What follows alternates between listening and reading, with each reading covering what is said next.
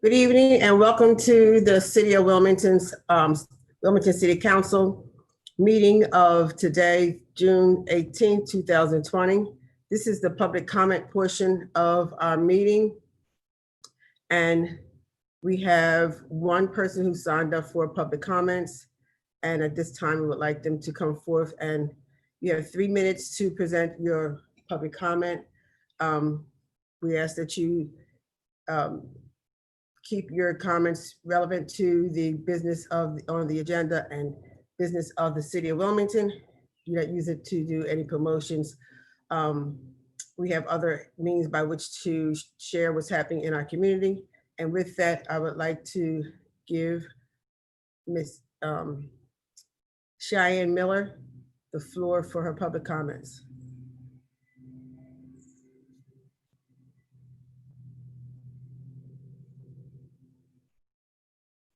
Ms. Cheyenne Miller. Hi, can you hear me? Yes, ma'am, we can. Great, great. I just had to get unmuted there. Thank you for giving me the space to give public comment in regards to some of the issues on the agenda that relate to racism and some police issues as well. I'd like to give recommendations for things that Wilmington City Council can support in regards to police reform, as well as regards to issues around race and racism.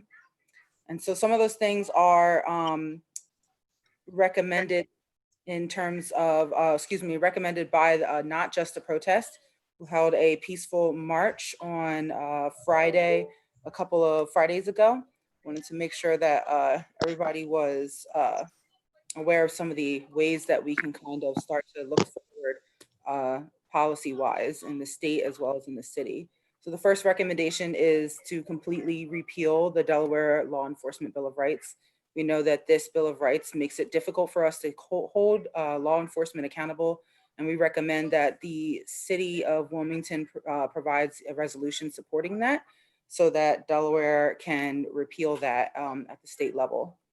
Second recommendation is that we create a standardized definition of use of force that could be applied to all police jurisdictions in Delaware.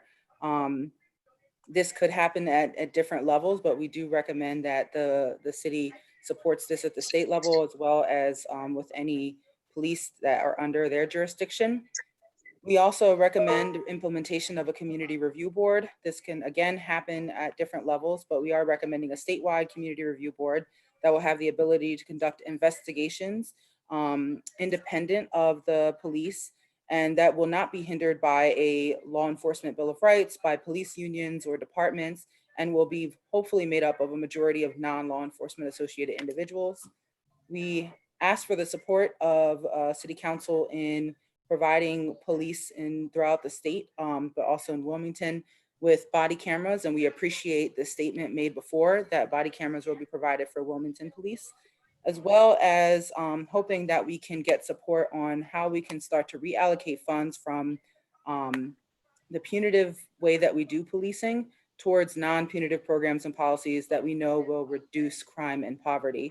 So that includes things like putting money towards trained crisis counselors, EMS services, school-based counselors and psychologists, social workers, homelessness relief, and other things. So we appreciate it. We hope that you'll stay in contact with us about ways that you can be supportive of police reform. Thank you. Thank you, Ms. Miller. That was the only individual who signed up for public comments this evening. And with that, we will close this portion of our meeting, and we will reconvene for the business agenda of tonight's meeting promptly at 6:30. Thank you very much.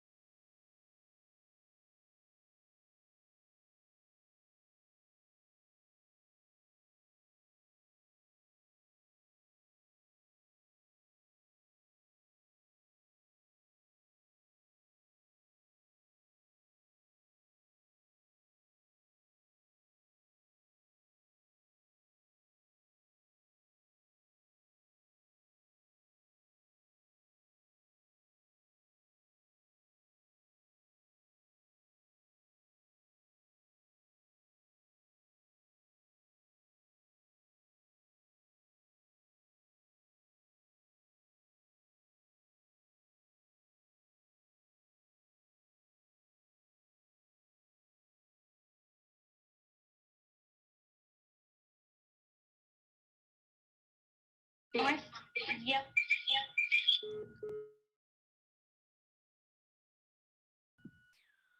All right, can you hear me? Yes, we can hear you. Okay, good. Okay.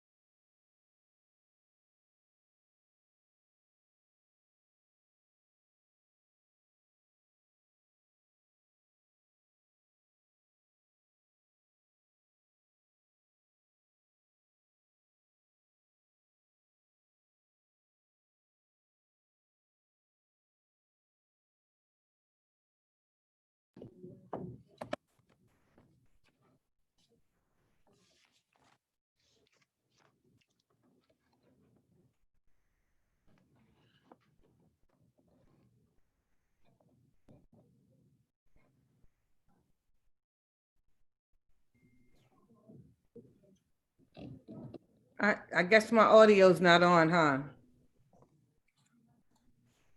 Can you hear me? Yes, ma'am. Okay.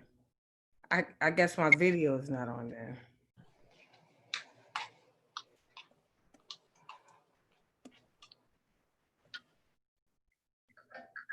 Good evening and welcome to the City of Wilmington City Council meeting of June 18, 2020. The meeting will please come to order. We will have the opening prayer by Ms. Andrea Queen. In humility, gratitude, and great joy, we open our hearts, our eyes, our minds as we meet to serve our city with the intent on doing good work, to use our resources wisely and well, to represent all members of our community fairly, to make decisions that promote the common good. We recognize our responsibilities to the past and the future, and the rights and needs of both individuals and community. May our efforts be blessed with insight, guided by understanding and wisdom. As trusted service, we seek guidance on our deliberations, and on our efforts, may we act wisely and well and strive to reach our higher potential. At this time, we will recite the Pledge of Allegiance. I pledge I allegiance pledge allegiance to the flag to of the United United States States of of America America and and to the republic for for which it stands, one one nation, under God, God, indivisible, indivisible, with liberty and justice for all. The clerk will call the roll. Councilwoman Gray, Present. Councilman Congo, Here. Councilwoman Oliver, Present. Councilwoman Harley, Present. Councilman Turner, Here. Councilwoman McCoy, Here. Councilman Johnson, Present. Councilman Friel, Here. Councilman Adams, Here. Councilwoman Dixon, Present. Councilman Guy, Present. Councilwoman Walsh, Here, President Shabazz. Present. 13 present. Reading of the minutes of our previous meeting. June 4th, 2020, City Council met in virtual regular session in the above date at 6:30 PM. President Shabazz presiding. Is written, adopted by unanimous vote.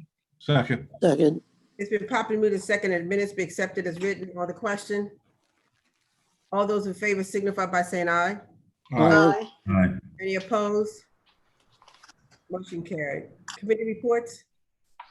June 1st, 2020, present members of council of the city of Wilmington, ladies and gentlemen, we, your Finance and Economic Development Committee by virtual meeting, to whom was referred ordinance number 20022 entitled, an ordinance to authorize and approve a one-year extension of contract 20015 WD between the city of Wilmington and Greer Lime Company for the provision of hydrated lime. I've given this ordinance careful study and recommend council vote on it accordingly. Respectfully submitted, those members present, Councilman Frio, Councilman Adams, Councilwoman Gray, Councilman Johnson, Councilwoman Oliver, Councilwoman Walsh, President Shabazz. I move the committee report be received, recorded, and filed, and adopted by yea nay vote. Second. It's been properly moved and seconded, the report be received, recorded, and filed. On the question, all those in favor signify by saying aye. Aye. Any opposed? Motion carried.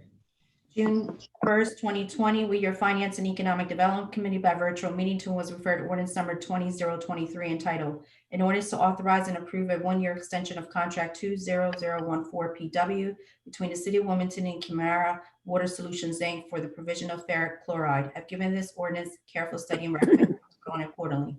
Respectfully submitted, those members present, Councilman Frio, Councilman Adams, Councilwoman Gray, Councilman Johnson, Councilwoman Oliver, Councilwoman Walsh, and President Shabazz. Move that committee report be received, recorded, and filed, and adopted by yea nay vote. Second. It's been properly moved and second, the minutes be received, recorded, and filed. On the question, Councilman Turner? Yes, I just want to point out that this ordinance should have went in Public Works, and the Public Works chair should have been a sponsor instead of who was sponsoring it. Councilman Chair, I believe you indicated you were not hearing any legislation unless it was COVID related. So we moved it to the Finance Committee to be heard due to the COVID or budget related, and this is a budget related contract. So I didn't hear the term. I was only told if anything COVID related. I didn't know it wasn't indicated budget, and this is it's not a budget issue. It's just it's a finance issue because we're buying materials for Public Works. just noted that the chair wasn't brought into this legislation at all from the Public Works. Thank you. All those in favor signify by saying aye. Aye. Aye. Any opposed? No. Motion carried. June 1st, 2020, we, your Finance and Economic Development Committee by virtual meeting to was referred to ordinance number 2024 entitled, an ordinance to authorize and approve a one-year extension of contract 20024 PW between the City of Wilmington and Diamond Materials LLC for the provision of bituminous concrete. I've given this ordinance careful study and recommend council vote on it accordingly. Respectfully submitted, those members present, Councilman Frio, Councilman Adams, Councilwoman Gray, Councilman Johnson, Councilwoman Oliver, Councilwoman Walsh, and President Shabazz. I move that committee report be received, recorded, and filed, and adopted by yea nay vote. Second. It's been properly moved the second report be received, recorded, and filed. On the question, Councilman Turner? Yes, same thing as this legislation. As the Public Works chair, I wasn't addressed or brought to my attention of this, and we said that we weren't going to do COVID related issues and budgetary or contracts. So thank you. All those in favor signify by saying aye. Aye. Aye. Any opposed? Motion No. carried. Okay. Opposed? June 1st, 2020, we, your Finance and Economic Development Committee by virtual meeting to was referred to ordinance number 20025 entitled, an ordinance to authorize and approve a one-year extension of contract 2013 WD between the City of Wilmington and Buckman's Inc. for the provision of sodium hypochlorite. Have given this ordinance careful study and recommend council vote on it accordingly. Respectfully submitted, those members present, Councilman Frio, Councilman Adams, Councilwoman Gray, Councilman Johnson, Councilwoman Oliver, Councilwoman Walsh, and President Shabazz. I move the committee report be received, recorded, and filed, adopted by yea nay vote. Second. It's been properly moved and second. That report be received, recorded, and filed. On the question, Councilman Turner? Yes, this is another one of the legislation that should have been in Public Works. It should have been brought to the chair's attention, which is myself. That's all I have, Madam President. Again, so noted per your instructions, it was only COVID was being heard by your committee. All those in favor signify by saying aye. Aye. Aye. Opposed? No. Motion carried. June 1st, 2020, we, your Finance and Economic Development Committee by virtual meeting to was referred to ordinance number 20026 entitled, in order to authorize and approve a one-year extension of contract 20017 PW between the City of Wilmington and Judge Mobile Wash for the provision of mobile truck washing services. Have given this ordinance careful study and recommend council vote on it accordingly. Respectfully submitted, those members present, Councilman Frio, Councilman Adams, Councilwoman Gray, Councilman Johnson, Councilwoman Oliver, Councilwoman Walsh, and President Shabazz. Move that committee report be received, record, and filed, adopted by unanimous vote. second, It's been properly moved in second. That report be received, recorded, and filed, and adopted by unanimous vote. On the question, Councilman Tanner.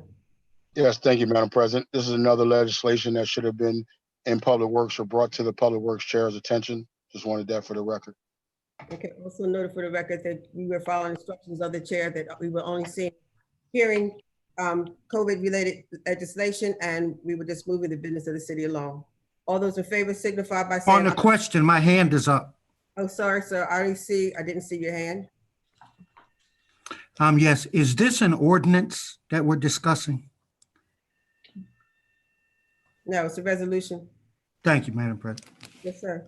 No. All those in favor signify by saying aye. aye, Aye. Aye. Any opposed? Motion carried. Madam President. Yes, all reports? No, I have more. It is an ordinance. We're just on committee reports at this time. Oh, Just sorry. for clarity. Okay, sorry. Okay, then, Madam President, I have more to say then. I thought you was indicating that it wasn't a ordinance. No, I asked what it was. And if you're saying that this is an ordinance, I just want everybody to know that by virtue of this, any piece of legislation can be moved over to some other committee. So don't cry when that happens in the future. That's all I have, Madam President. Yes, especially when it's, all those in favor signify by saying aye. Aye. aye, Any opposed? Motion carried. June 1st, 2020, we, your Finance and Economic Development Committee by virtual meeting tool was referred ordinance number 20027 entitled, an ordinance to authorize and approve a multi-year extension of an agreement between the City of Wilmington and Itron for the provision of operation and maintenance services for mobile automated meter reading. Have given this ordinance careful study and recommend council vote on it accordingly. Respectfully submitted, those members present: Councilman Frio, Councilman Adams, Councilwoman Gray, Councilman Johnson, Councilwoman Oliver, Councilwoman Walsh, and President Shabazz. I move that committee report be received, record, and filed, adopted by unanimous vote. second, It's been properly moved in second. The report be received, recorded, and filed. On the question, all those in favor signify by saying aye. Aye. aye, Any opposed? Motion carried. June 1st, 2020, we, your Finance and Economic Development Committee by virtual meeting tool was referred ordinance number 20029 entitled, an ordinance to authorize and approve a multi-year contract retaining Belfin, Lyons, and Schuman, PA, as the external auditor for the City of Wilmington. I've given this ordinance careful study and recommend council vote on it accordingly. Respectfully submitted, those members present: Councilman Frio, Councilman Adams, Councilwoman Gray, Councilman Johnson, Councilwoman Oliver, Councilwoman Walsh, and President Shabazz. Move that committee report be received, record, and filed, adopted by unanimous vote.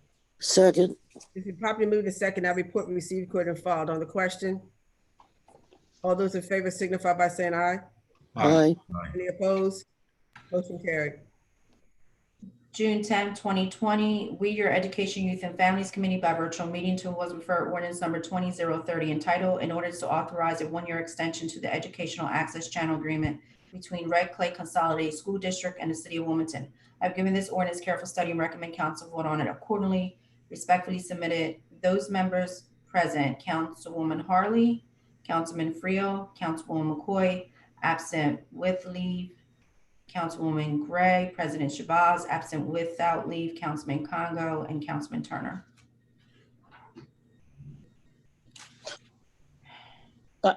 I move this committee report to be received, recorded, and adopted by unanimous vote. second, It's been properly moved in second. Report be received, recorded, and filed. On the question, all those in favor signify by saying aye. Aye. Any opposed? Motion carried. That's it, ma'am. Okay. City Treasurer's report. As of June 18, 2020, total investment $375,202,811.54. Total cash on hand $22,397,574.36. Grand total $397,600,385.90. Felder Jones Potter, City Treasurer. I move the treasury report be received, recorded, and filed, adopted by unanimous vote. second, It's been properly moved in second. Report be received, recorded, and filed. On the question, Yes, Madam President, just real quick, I believe that I was present at Councilwoman Harley's committee meeting. She acknowledged my presence. Okay, on the question of the report of this treasurer's report, sir. Oh, nothing on the treasury report. I just wanted to make that note that I was present at that committee meeting. City clerk? Yes, I was informed that you stepped out for this particular piece of legislation when it got voted out of committee. Okay. Okay, thank you. You're welcome. Okay, we're back to the voting of the treasurer's report. All those in favor signify by saying aye. Aye. Aye. Any opposed? Motion carried. Accept the motion to accept all non-legislative business. So moved. Second. It's been properly moved and second, accept all non-legislative business on the question. All those in favor signify by saying aye. Aye. Any opposed? Motion carried. We had just a few resolutions to recognize this evening. We had one from all of council recognizing the 2020 Capital Achievers Scholarship Award Ceremony from Councilwoman Harley. She recognized and congratulated Ms. Sheila Martin on her retirement. They recognized the World Sickle Cell Day. October Community Health was a resolution co-sponsored by Councilwoman Oliver and myself. Recognizing Nnamdi Chiwocha and his twin Al Mills for the Delaware Poet Laureate, receiving a 2020 fellowship from the Academy of American Poets. It was sponsored by myself and all members of council. With that, I'll now go into the legislative business agenda of our meeting. Any legislation tonight, Councilwoman Gray? None tonight, Madam President. Councilmember Congo, legislation tonight? Yes, Madam President.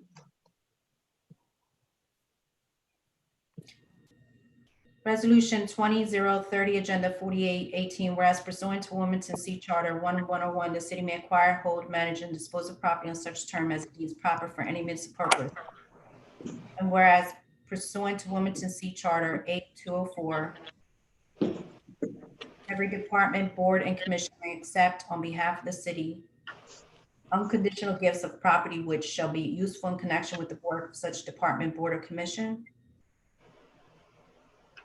And whereas the Second District Neighborhood Planning Council currently owns a parcel of real estate located at 511 Concord Avenue, Wilmington, Delaware, 19802B in Newcastle County, parcel number 26-015.30-129.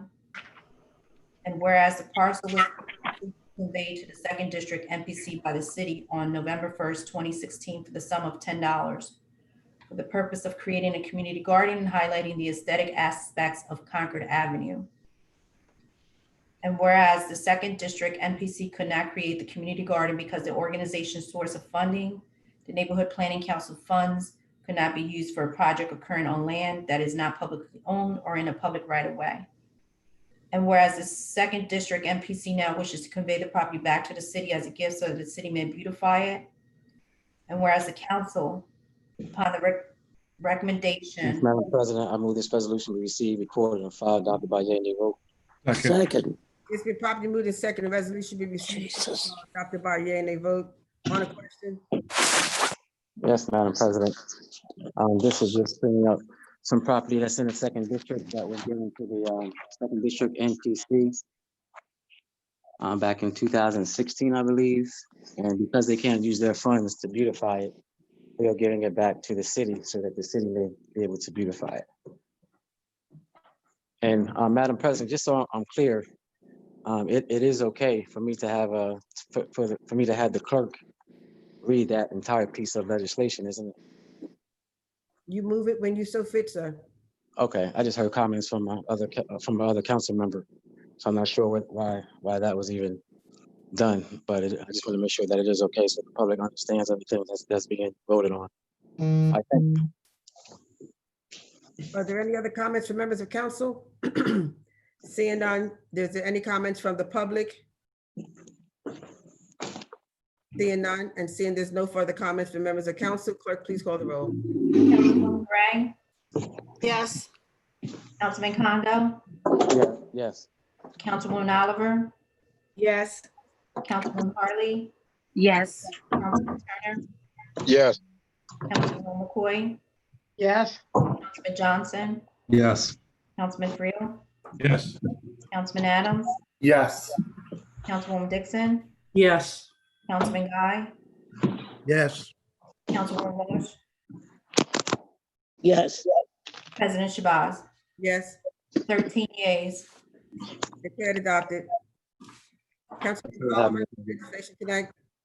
Yes, Madam President, I have an ordinance to present and call for the third and the final reading. Ordinance 20-022, Agenda 4802, an ordinance to authorize and approve a one-year extension of contract 20015 WD, City of Wilmington, Greer Line Company for the provision of hydrated lime. Madam President, I move this be known as an enacting clause of the ordinance and call for a yea and nay vote. Second. It's been properly moved to second. I've been those enacting clause to the ordinance and call for the yea and nay vote on the question.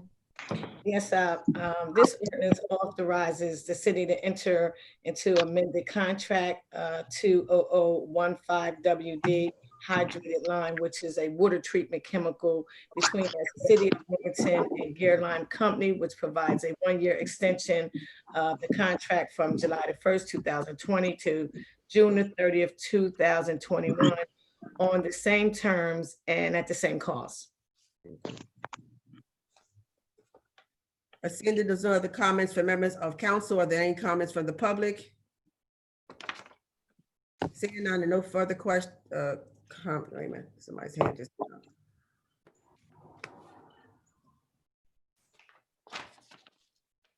Councilman Turner. Thank you, Madam. Thank you, Madam President. Just want to note that this is the legislation, one of the legislation that should have been in Public Works, or at least been in. Thank you, Councilman Walsh. Your mic is open. Appreciate it. But this is one of the legislation that should have been in Public Works. As the chair, obviously, Councilwoman Walsh has something to say because her mic is open, but we don't see that happening to Public Safety as her as the chair. But I just want to stress that this should have been a Public Works committee legislation. Appreciate it. Yes, and I just want to also just let the public know too, that we were advised verbally and in writing that you were not hearing anything that wasn't COVID related. And this was a contract for chemicals for our water department. So we felt essential to move it forward. And so therefore we put it in another committee so that we could have the necessary chemicals for our water department. There wasn't an oversight, so we were following your instructions.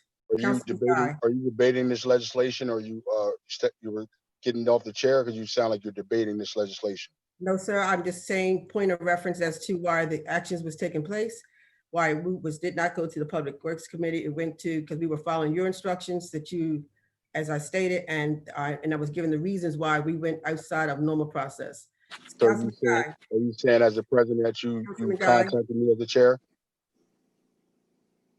Councilman Guy, we will, Councilman Guy. Okay. I just want to note that I don't see much difference in the fact that Councilmember Friel and Walsh are just holding on to body camera legislation and not having meetings. So that piece, those two pieces of legislation need to be moved to some other committee since they're using their chairmanships to pocket veto them. So this is no different. If he had wanted to hold up on this for one meeting, they've been holding up on those items for months. The other thing I want to say is this. In the motion, first of all, Councilwoman Oliver, the legislation, not the, excuse me? Could you speak your comments to the chair? Okay, my comments are to the chair, but they're directed toward the sponsor. My comments aren't dealing with being opposed to this contract taking place, but we do a lot of corrupt practices, and this needs to be pointed out. The other thing is that if you go back, if you would have the treasurer, not the treasurer, the clerk of council, would you have her tell all of us what committee this legislation was referred to by this body of council? Because whatever committee we referred an ordinance to is the committee that it goes to. There is no authority for the good old boy crew to just take a piece of legislation and move it where they want to. So now, I guess y'all didn't think about that because you can't do it, but since you did it, now everybody can do it. So thank you. As I stated, Councilman Guy, we were advised when we were sending legislation to the chair of Public Works that he was not seeing and hearing any legislation other than COVID. So we were following his directions and moving the business of the city along. And I moved it to this committee so that we would have the necessary chemicals for our water department. With that, if there's no other comments from members of public, of council, there's no comments from members of the public. And again, no comments from members of council. Clerk will please call the roll. Councilwoman Gray. Councilwoman Gray. Yes. Councilman Congo. No. Councilwoman Oliver. Yes. Councilwoman Harley. Yes. Councilman Turner. No. Councilwoman McCoy. Yes. Councilman Johnson. Yes. Councilman Friel. Yes. Councilman Adams. Yes. Councilwoman Dixon. Yes. Councilman Guy. No. Councilwoman Walsh. Yes. President Shabazz. Yes, 10 yeas and 3 nays. declared adopted.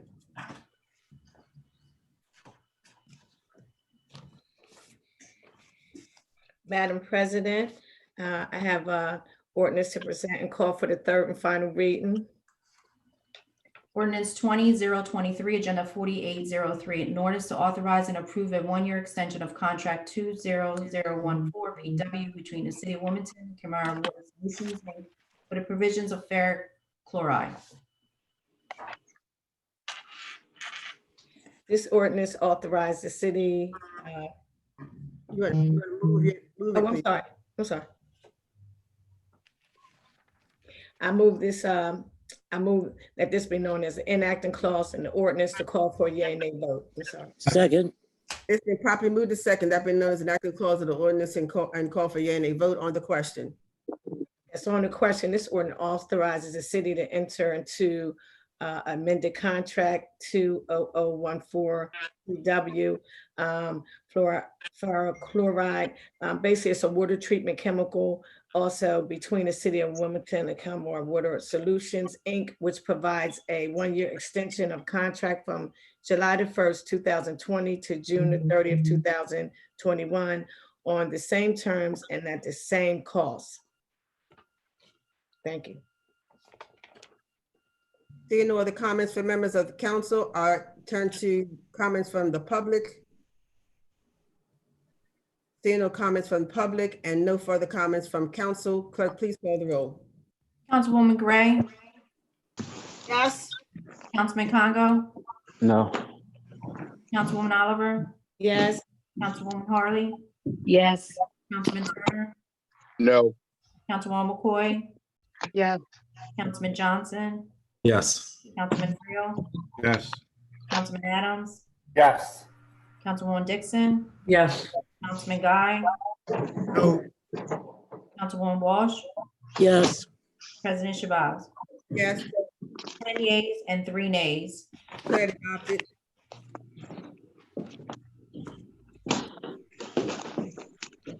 Who could please unmute your mics? I can hear a lot of your internal background noise. Councilman Oliver, unmute yours so we can hear you, ma'am. Thank you, Madam President. I have an ordinance to present and call for the third and final reading. Ordinance 20-024, Agenda 4804, an ordinance to authorize and approve a 1-year extension of contract 20024 PW between the City of Wilmington and Diamond Materials LLC for the provision of bituminous concrete. Madam President, I move that this be known as an enacting clause of the ordinance and call for a yea and nay vote. Second. It's been properly moved and second, not been known as an active clause of the ordinance to call for yea and nay vote on the question. Yes, this ordinance authorized the city to enter into amended contract 20024 PW, which is a hot and cold mix used for potholes and This is a contract between the City of Wilmington Diamond Chemical, which provides a 1-year extension contract from July the 1st, 2020, and to June the 30th, 2021, on the same terms and at the same cost. Thank you. Councilmember Turner? Thank you, Madam President. This is also another piece of legislation that, as the Public Works Chair, I wasn't privy to, and I did state verbally in writing that COVID or budget related issues wouldn't be heard, and this is a budget related issue. Thank you. So it's budget related only because it has to be paid for, but it is a public works goods and service, goods and product, because we are getting asphalt for to fill our potholes, and the contract expired July 1, which is why the urgency of our moving it to another committee. So this would be money related. So this would be a part of budget. So that's why would it be considered being moved in public works, because it would be COVID or budget related. So that's why I want to put that down for record. No, not, well, okay. Councilman Guy? Yes, Madam Chair, I'd like for the parliamentarian to tell us whether or not, when an ordinance is referred to a committee, is that committee required to hear that and send it back to council before it can be voted on pursuant to our charter? Could you have our parliament and our rules? Could you have the parliamentarian look in the book and tell us what the rule says? Madam President, The president does set the agenda. I didn't say who set the agenda. I said I know, we what talking the about rules say. And I set the agenda, and I set the agenda for it to be the way that it was. I'm requesting a parliamentarian ruling on what our rule says about once ordinance is referred to a committee. Madam President, I'd like to point out a point of order here. And your point of order is, ma'am? We are on the question for the legislation. We're not on a question of where it went or where it didn't go. The question is this evening, all that has already been done. Explain what the legislation is and take the roll call. That's what it is. Your point is taken into consideration. I have a request on the floor. But your request is not relevant to the legislation. It's relevant just because I accepted her point of order. it's not relevant. You're supposed to read our rules. Read the rule, or I'll read it to you on live TV. You can read it or I'll read it. And as I said, her point of order was accepted, and we're moving on, Council. Okay. Thank you. Councilman Phil, you have your hands raised? Well, I was going to answer his question. Oh, so parliamentarian Friel is going to answer the question, but No, I not. was going to answer your question. Please wait to be recognized. I'm just saying this is white supremacy stuff. Oh, here we go. Councilman, Yeah.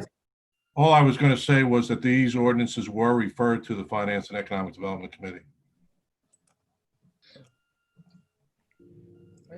Thank you, sir, for that clarity. Councilwoman Oliver?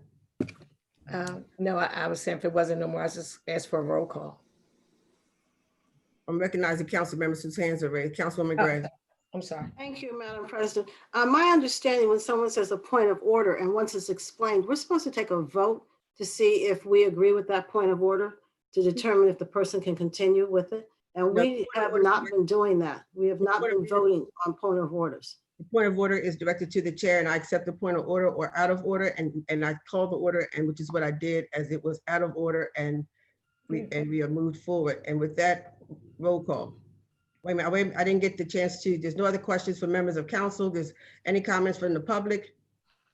Seeing none, no further comments from the public, please call the roll. I mean, for council, call the roll. Councilwoman Gray, Yes. Councilman Congo, No. Councilwoman Oliver, Yes. Councilwoman Harley, Yes. Councilman Turner, No. Councilwoman McCoy, Yes. Councilman Johnson, Yes. Councilman Friel, Yes. Councilman Adams, Yes. Councilwoman Dixon, Yes. Councilman Guy, No, Councilwoman Walsh, yes, President Shabazz. Yes, 10 yeas and 3 nays. declared adopted. Thank you, Madam President. I have a ordinance to present and call for the third and final reading.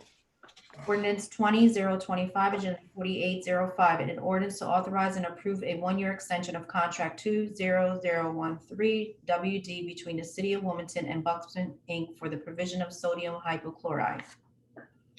I move that this be known as an enacting clause of the ordinance and call for a yea and nay vote. second, It's been properly moved and second that be known as the acting clause of the ordinance and call for the yea and vote on the question.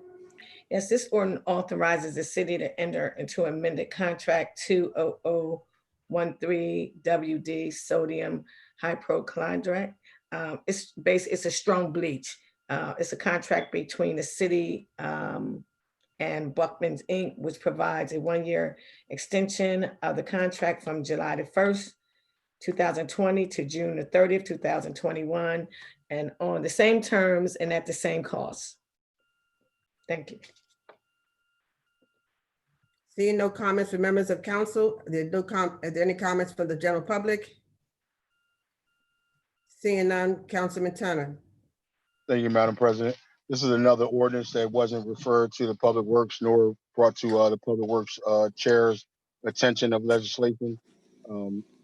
We stated that we weren't going to do any COVID or budget, unless it was budget related or COVID related, and this is something that is money movement, extending a contract. So thank you.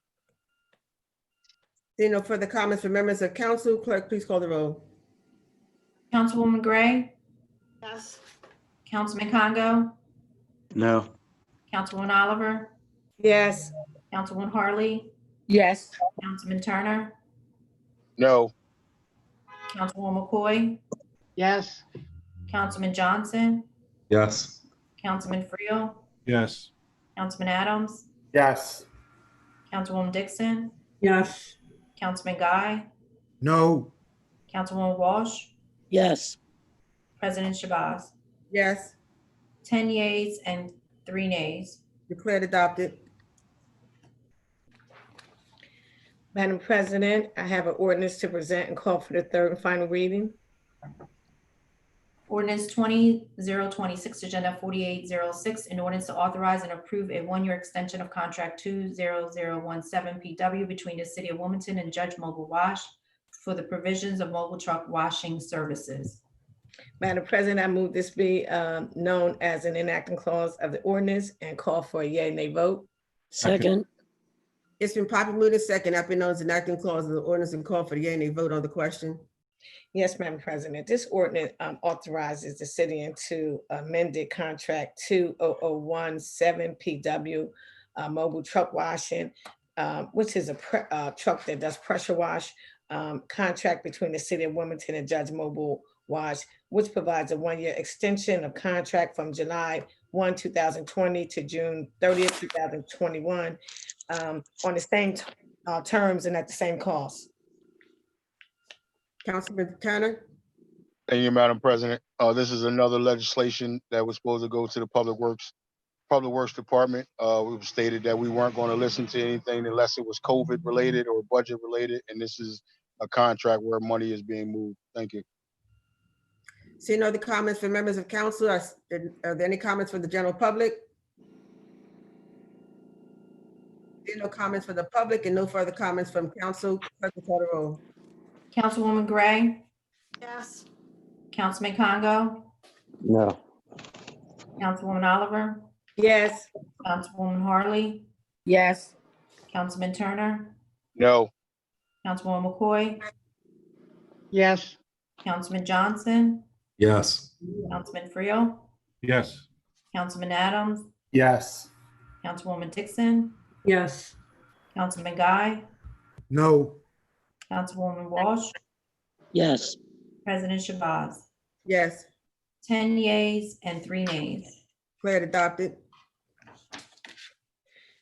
Madam President, I have a ordinance to present and call for the third and final reading.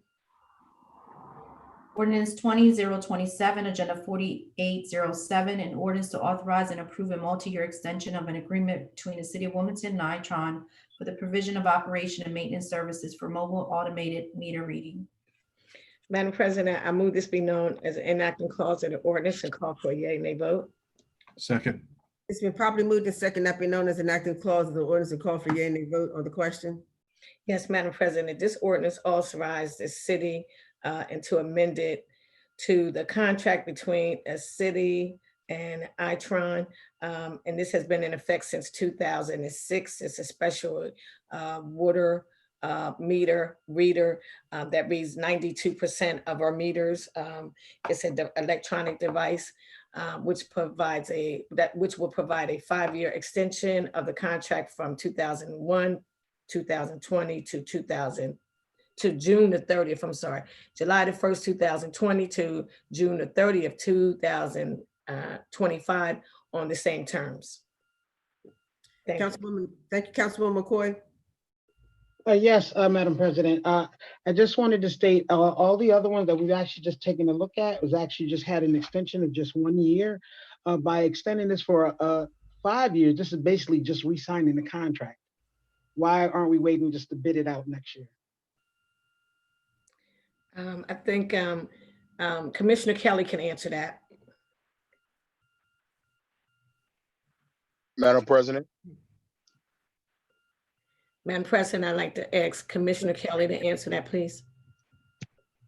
Why, wait a minute, I'm trying to understand, the question is why we're not doing what, waiting to next year? I'm not understanding. No, they bid them out every, well, you can let Commissioner Kelly. Madam President, I'm trying to answer Councilwoman McCoy's question, answer first, Councilman Turner. And I'm asking, because she was asking a question based on what my response, and I was asking Commissioner Kelly, who is on the participants, to answer that question. But I know, I mean, I was just going to learn, but I know what it is. point of order, Madam President. What is the point of order, Councilman Turner? Well, the point of order is why the sponsor can't talk about the legislation. Councilwoman Oliver is sponsoring it. Why are we asking someone that's off the floor to answer it? I remember before we have asked about the chief of staff coming on the floor, and you weren't willing to bring the chief of staff on the floor of legislation. Why can't the sponsor, if the sponsor's sponsoring this legislation, speak on the question of Councilwoman McCoy? Because as the Public Works Chair, there has been issues similar to this that we didn't extend it that much. So this is one that you guys put in finance to go ahead and slip by and do a whole bunch of 1 year extensions to now doing a multi-year of 5 years. That's another contract. So my Councilwoman McCoy is actually right, and the sponsors should be speaking upon that. Madam President. Councilwoman Oliver. Thank you, Madam President. As I stated, this has been in effect since 2006, and these contracts, which provided 5-year extension, and to my understanding, this is not unusual. This is the only company that goes around and reads our meters. That's why I said if you want some extended conversation, we do have the Commissioner of Public Works on the line, and she can ask any additional questions. But to my understanding, that's not unusual. That's what it is. So if it's any additional questions, we can have Commissioner Kelly or Budfield, who is referred to from the finance, to answer that question. Commissioner Kelly, could you please elaborate on this contract, please? Your microphone is on, Commissioner Williams. I'm sorry. I got it. Can you hear me? Yes. So the reason we're in this position in general is that this would have gone out to bid had COVID not happened. We literally could not physically put contracts out to bid because there was no way for us and procurement to notify people, to have meetings about it. And so instead of putting it out to bid, we've asked for these extensions. This extension is for 5 years because Itron is a organization that basically charges us per meter read. So they read between 90 and 93% of the water meters that we have. And if we were to just do a 1-year contract with Itron, the amount per meter read would go up exponentially. They were willing to enter into a 5-year contract at the same rate, but with only making a 1-year commitment, it would have increased enormously, which is why we recommended the 5 years. Thank you, Commissioner. Councilmember Turner. Thank you, Madam President. And I just wanted to speak to Councilwoman McCoy's question.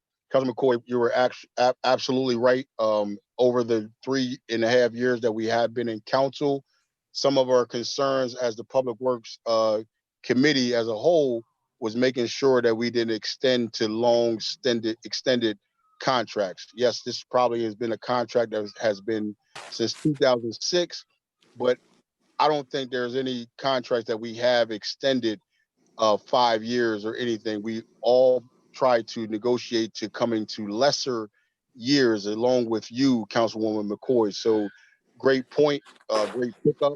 This would have been a legislation that we would have had vetted a little bit amongst all council members, but because it was hijacked and put in finance, now you see what we have. Unless the sponsor is willing to make an amendment, right now we have a 5-year contract.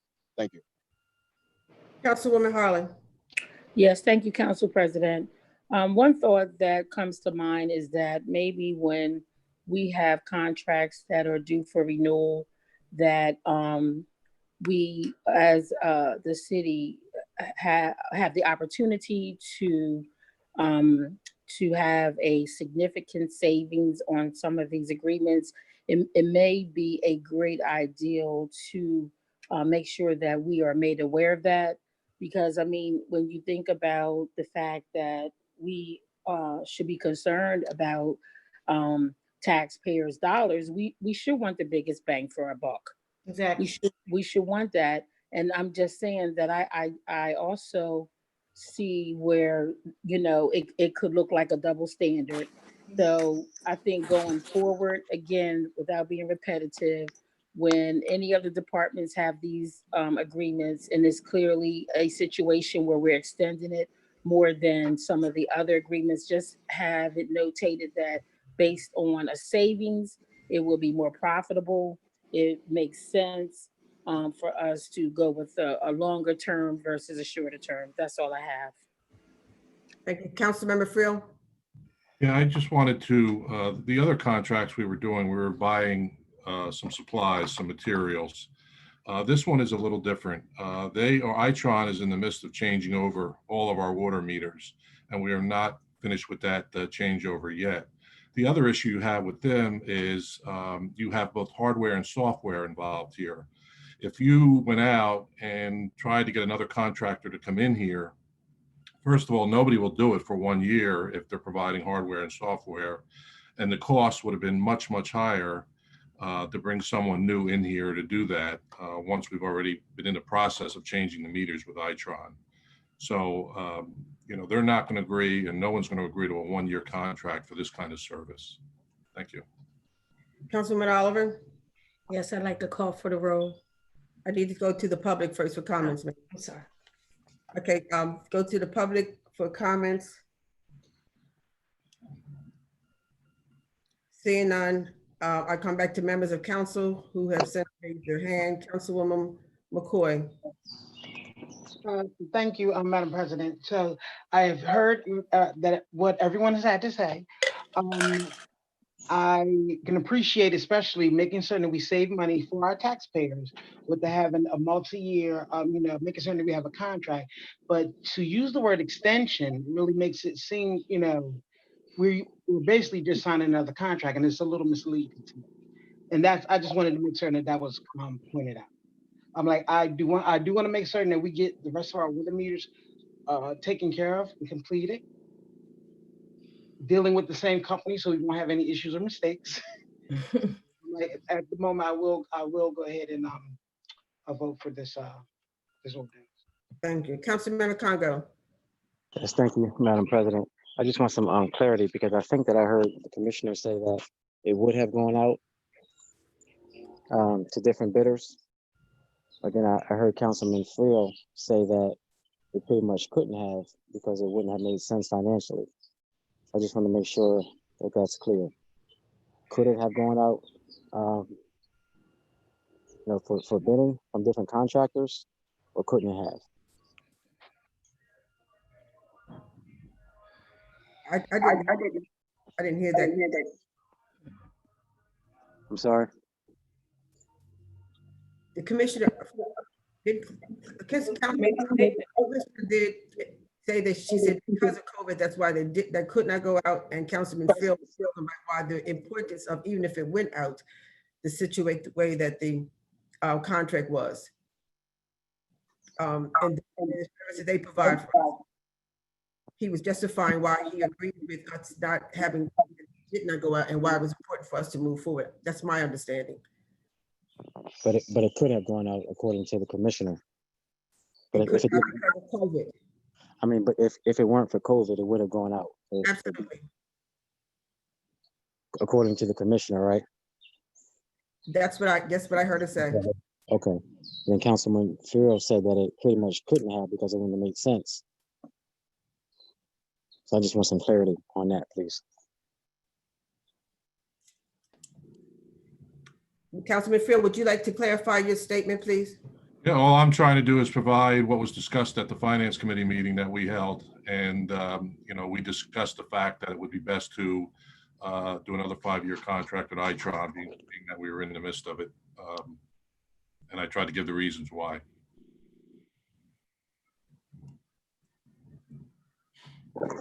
Can she comment also, please? Oh, Jesus. And Council President, can you please ask the other council members to refrain from their personal outbursts, or at least mute their mics? Councilwoman Williams, Commissioner Williams, would you please clarify for Councilman Congo what your statement was regarding your decision on dealing with this contract? Sure. Yeah, pursuant to the terms of the agreement, it only being 5 years, it would have gone out to bid. Would there have been other bidders? It's highly unlikely because they would have to have the same software and hardware that Itron has for them to be the successful bidder. If there were another bidder to come in, they would have to install, completely new hardware and software. But because of COVID, essentially that process was not, it just wasn't feasible. So in my personal opinion, I think a extension of even a new 5-year contract at the same rate till 2026 is a really good savings and a smart deal for the city. We've worked with Itron since 2006 with little to no problems. They've helped us upgrade many times and have worked closely with our department on the close to, I think it's 72,000 meters that we have out there. Thank you, Commissioner. Councilman Tanner. Thank you, Madam Chair. My question would be for the sponsor of this legislation, the finance chair, or the Commissioner of Public Works. Are there any minority businesses or disadvantaged businesses that we know of that had software that could have bidded for these contracts? Commissioner spoke about highly unlikely. Is it highly unlikely, or is it unlikely that there is no other minority business or disadvantaged business that could have possibly bidded for this? Could I, let me see. Councilman Friel, can you speak to that? All I can say is I do not know the answer to that question. Can Commissioner speak to that? Commissioner Williams. Yes. I am not aware of any minority meter reader company that can provide both software and hardware to meet the needs of our medium to large size water system. Thank you, Commissioner. Madam President. Madam President. You have a follow-up, would you? Yeah, I'm still Could you within raise my your hand 5 minutes. could you raise your hand instead of calling out? No, I'm still in my 5 minutes. Go ahead, Councilman Turner. Thank you. So with that being said, we really can't say it's highly unlikely or it's unlikely that there wasn't a minority company that could have bidded on this. So we may be opening her up because of what was said today on the record that we could have opened it up, but because of COVID, we didn't. So we may be voting on something that a minority or disadvantaged business is looking at, and they have the credentials but weren't privy to bidding on something that's going to be out for 5 years. So I'm with everybody about saving money. I'm with that. But I am one, and I know a lot of other members of council have been one that's been fighting for minority businesses and disadvantaged businesses for 3.5 years. So this would be, if the finance chair or the commissioner and also the sponsor of this legislation which hasn't spoken to this, if she knew if there's any minority or disadvantaged businesses that could have had the software or could have possibly put into bid, none of them can actually say if it wasn't or was not. I think we need to be careful because we're now putting up an extension to now that should have been bidded out. That's all I have, Madam President. Councilwoman Harlan. Yes, thank you, Council President. I do think that we need to be more proactive with doing research in those areas that we want to make suggestions. This legislation went to the Finance Committee, I don't know, several weeks ago. And we all, including myself, and I'm trying to do better with understanding, reading legislation. So if there's any questions that I have, I can reach out to whomever I need to reach out to. If I think that there may be a better supplier, or if I think that there is something that I want to say or do differently that's within that legislation, that's the time to do it. I respect everyone's comments, but I do feel as though that the time would be better spent if we do more research when the legislation hits the committees and as soon as it hits the floor. This had a first and second reading, it went to a committee, and now we're voting on the floor and we're going back and forth about it in terms of could this happen and could that happen. And all I'm saying is that I'm all for and supporting my council colleagues, but at the same time, we can do some research before legislation hits the floor. That's all I have to say. Thank you, Councilwoman Harlan. Councilman Turner, I believe you had your second times on this round and we call for the. Only had one turn, but go ahead. Councilman Oliver, would you like to close the comments before we call the roll?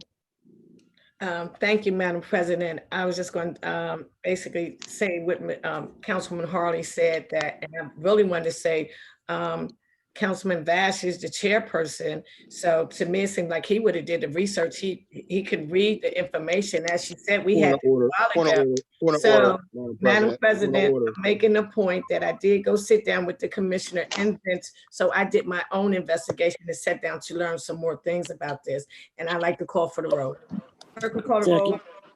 Councilwoman Gray, Yes. Councilman Congo, No. Councilwoman Oliver, Yes. Councilwoman Harley, Yes. Councilman Turner, No. Councilwoman McCoy, Yes. Councilman Johnson, Yes. Councilman Friel, Yes. Councilman Adams, Yes. Councilwoman Dixon, Yes. Councilman Guy, No. Councilwoman Walsh, Yes. President Shabazz. Yes, 10 yeas and 3 nays. declared adopted. Thank you, Madam President. I have an ordinance to present and call for the final reading. Ordinance 20-030, Agenda 4815, an ordinance to authorize a one-year extension to the Educational Access Channel Agreement between Red Clay Consolidated School District and the City of Wilmington. Thank you, Madam President. This ordinance authorizes the city to enter into, oh, no. I know, I keep looking at this. I know, I move this be known as the enacting clause. This is my final ordinance. I move this be known as the enacting clause of the ordinance and call for a yea, nay vote. Second, It's been properly moved and second, that be known as enacting clause of the ordinance and call for yea, nay vote on the question. Yes, I'm sorry. This ordinance authorizes the city to enter into the Educational Assets Channel Agreement with Red Clay Consolidated School District to extend a current agreement of an additional 1-year period from July 1, 2020 until June the 30th, 2021. Thank you. Seeing no comments from members of council, open up to the general public for comments. Seeing no comments from the general public and none from members of council, clerk will call the roll. Councilwoman Gray, Yes. Councilman Congo, Yes. Councilwoman Oliver, Yes. Councilman Harley, Yes. Councilman Turner, Yes. Councilwoman McCoy, Yes.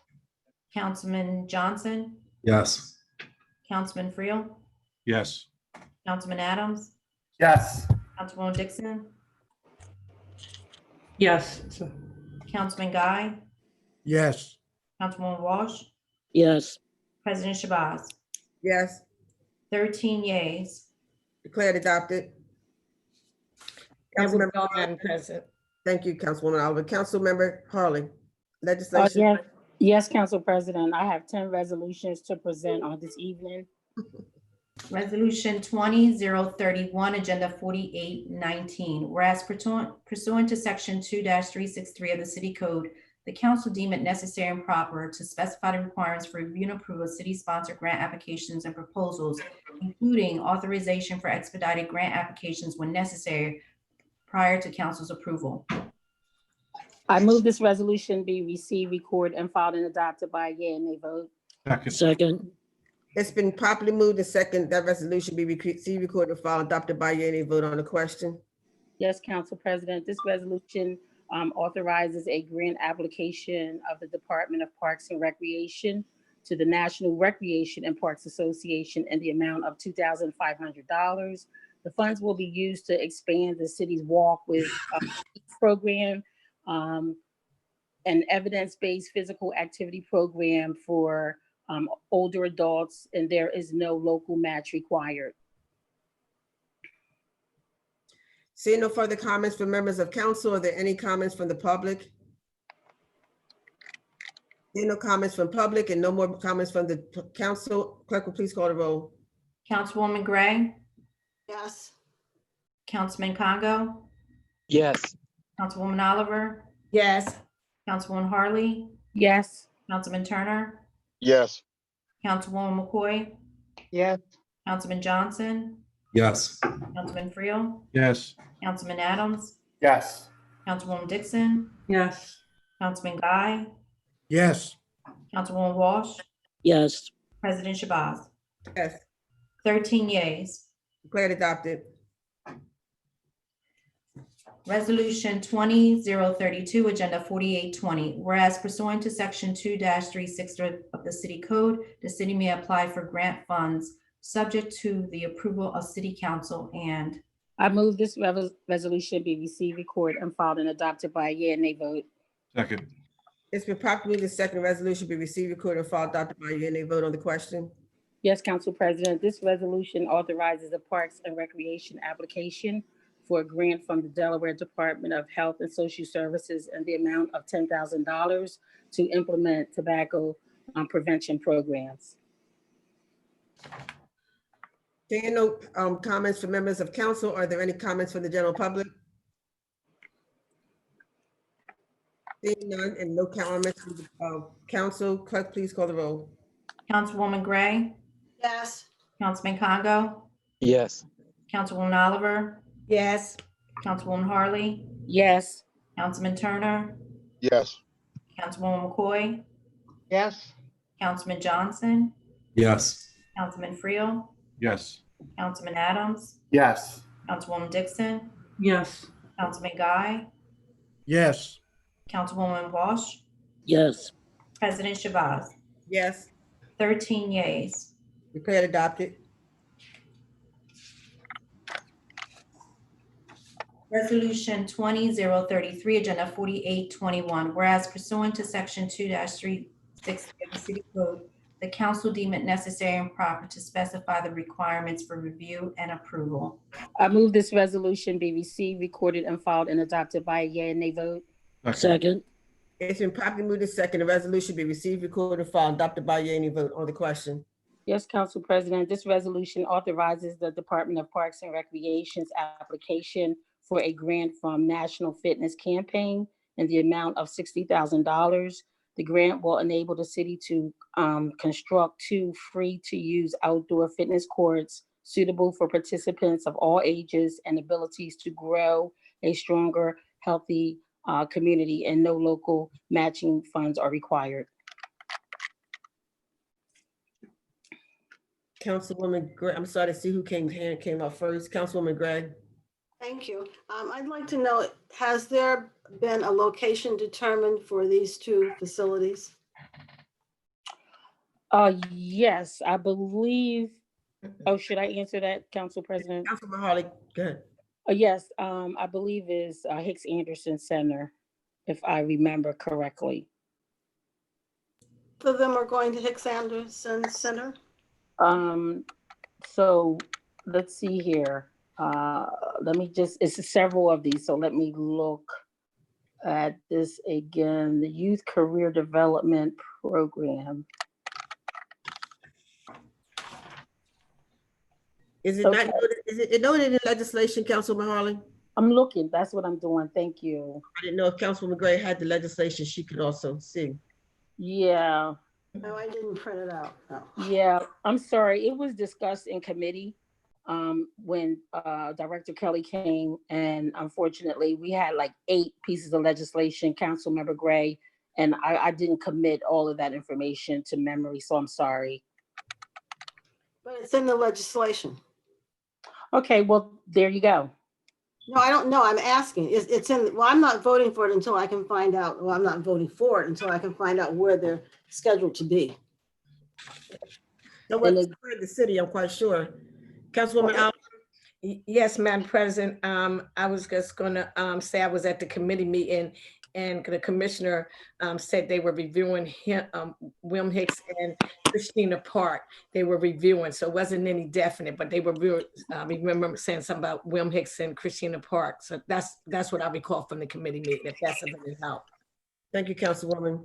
Seeing no other comments from members of council, I open up to the public. Seeing no comments from the public, no comments, further comments from council. Clerk will call the roll. Councilwoman Gray, Yes. Councilman Congo, yes, Councilwoman Oliver, Yes, Councilwoman Harley, Yes, Councilman Turner, yes, Councilwoman McCoy, yes, Councilman Johnson, Yes. Councilman Friel, Yes. Councilman Adams, Yes. Councilwoman Dixon, yes, Councilman Guy, Yes. Councilwoman Walsh, yes, President Shabazz. Yes, 13 yeas. declared adopted. Resolution 20-034, Agenda 4822. Whereas pursuant to Section 2-363 of the City Code, the council deem it necessary and proper to specify the requirements for review and approval. I move this resolution be received, recorded, and filed and adopted by a yea and nay vote. Second. second, It's been properly moved and second. The resolution be received, recorded, filed, adopted by yea and nay vote on the question. Yes, Council President, this resolution authorizes the Department of Parks and Recreation to apply for a grant from the Delaware Department of Labor in the amount of $225,000. And the funds will be used to support 170 youth for the city's 2020 Youth Career Development Program, formerly known as the Summer Youth Employment Program, and there are no local matches required. Seeing no other comments from members of council, are there any comments from the general public?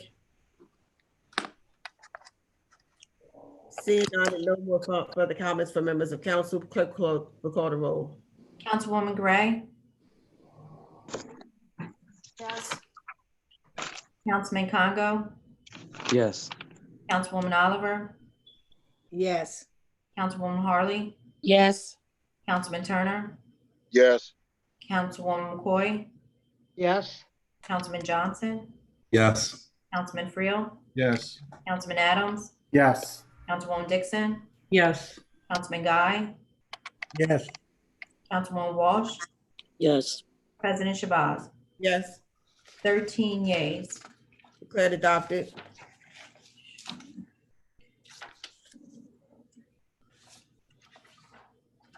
Resolution 20-035, Agenda 4823. Whereas pursuant to Section 2-3 of the City Code, the council deem it necessary and proper to specify the requirements for review and approval. I move this resolution be received, recorded, and filed and adopted by a yea and nay vote. second, It's been properly moved and second. The resolution be received, recorded, and filed, adopted by yea and nay vote on the question. Yes, Council President, this resolution authorizes the Department of Parks and Recreation's application to the Bank of America's Charitable Foundation in the amount of $75,000. And the funds will be used to support the city's 2020 Summer Youth Employment Program, and no local matching funds are required.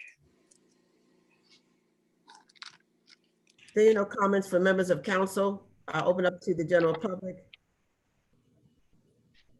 Seeing no comments from the general public, Councilwoman McCoy. Thank you, Madam President. I just wanted to ask that we are supporting the summer youth employment. Is this still the 170 or is this another certain amount, the 75,000? Okay. What do you mean? What is your question, Councilwoman McCoy? So the previous resolution actually had an amount of 225,000 supporting approximately 170 youth. This one is for 75,000. I just didn't know whether or not there was a number of youth attached to it. No, it's not a number of youth attached to this. See no other comments from members of council, clerk will call the roll. Councilwoman Gray, Yes. Councilman Congo, Yes. Councilwoman Oliver, Yes. Councilwoman Harley, Yes. Councilman Turner, Yes. Councilwoman McCoy, Yes. Councilman Johnson, Yes. Councilman Friel, Yes. Councilman Adams, Yes.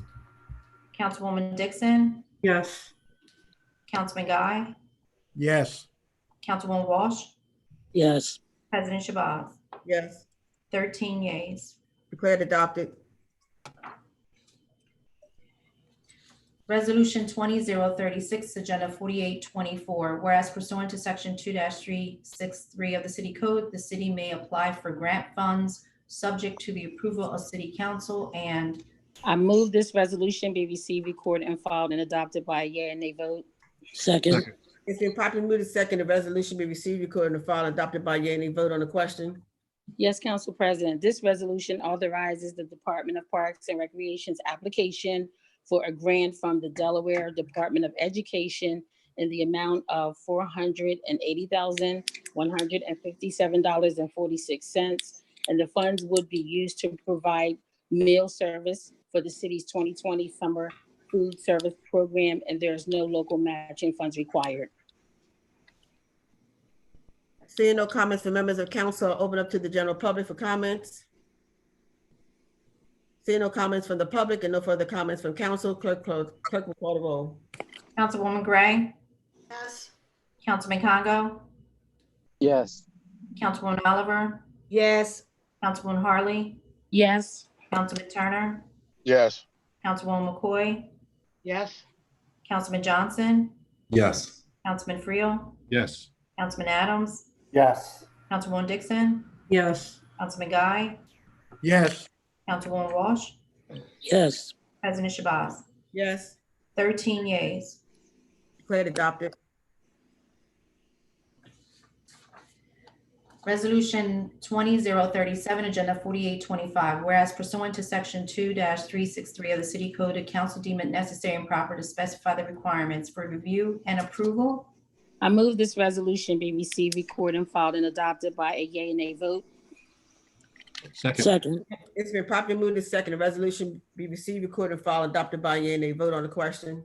Yes, Council President, this resolution authorizes the Department of Parks and Recreation's application for a grant from Christiana Care Health Services in the amount of $35,210.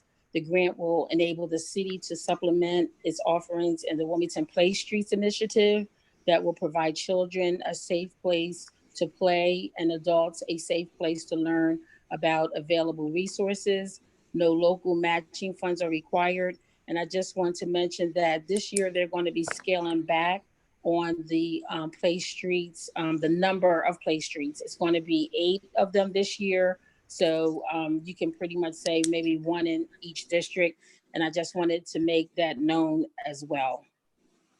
Thank you, Councilwoman. Councilwoman Dixon. Thank you, Madam President. I just wanted to say that I'll be voting present this evening based on my company's contract with for Play Streets. Thank you. Any other comments for members of council? I'll open up for the general public for comment. There are no comments from the public and no further comments from council. Clerk will call the roll. Councilwoman Gray, Yes. Councilman Congo, Yes. Councilwoman Oliver, Yes. Councilwoman Harley, Yes. Councilman Turner, Yes. Councilwoman McCoy, Yes. Councilman Johnson, Yes. Councilman Friel, Yes. Councilman Adams, Yes. Councilwoman Dixon, Present. Councilman Guy, Yes. Councilwoman Walsh, yes, President Shabazz. Yes, 12 yeas and 1 present. declared adopted. Resolution 20-038, Agenda 4826, whereas the 2020 global COVID-19 pandemic is increasing the insecurities and risks associated with food and poverty in historically and increasingly vulnerable households, and I move this resolution be received, recorded, and filed and adopted by a yea and nay vote. second, It's been properly moved and second. The resolution be received, recorded, filed, adopted by yea and nay vote on the question. Yes, Council President, food waste and food insecurity are definitely significant problems facing the nation and our city, our beautiful city, Wilmington, and our state that have only been heightened in the wake of the COVID-19 crisis. The Wilmington City Council supports the petition from Charity Crossing, encouraging efforts by the Delaware General Assembly to pass legislation that would allow food industry businesses to legally donate their unsold food items to shelter facilities and or nonprofit organizations to feed the hungry, thereby increasing food security, reducing food waste, decreasing waste at our landfills, and possibly saving money for our municipalities and counties on landfill maintenance costs during and after the COVID-19 pandemic. And I just want to say that I am very happy to sponsor this resolution on tonight on behalf of one of our stellar, in my opinion, this is my personal opinion, one of our stellar nonprofits, Charity Crossing. They have partnered with many organizations that I know of, I'm aware of, and they have basically just done a great job. They have volunteered to deliver food, goods and services to all 3 of our Delaware counties, definitely in Newcastle County, Kent County, and a little in Sussex. And I want to say that I know for a fact that they have made a significant and remarkable difference with their volunteerism during this pandemic. They delivered 7,637 meals during COVID-19. And lastly, I just want to say that I hope that this legislation can pass in Dover to help reduce waste and hunger and spend less money on landfill usage of wasted food. Thank you. Thank you, Councilwoman. Councilwoman Gray. Yes, I'd like to be a co-sponsor on this legislation, please. Thank you. I think it's excellent, excellent way to use wasted food. Thank you. Councilwoman Dixon. Thank you, Madam President. I also would like to be added as a co-sponsor. Thank you. Councilwoman Oliver. I would like to also be added as a co-sponsor. And I believe I'm already on as co-sponsored. There's another Wayman council members.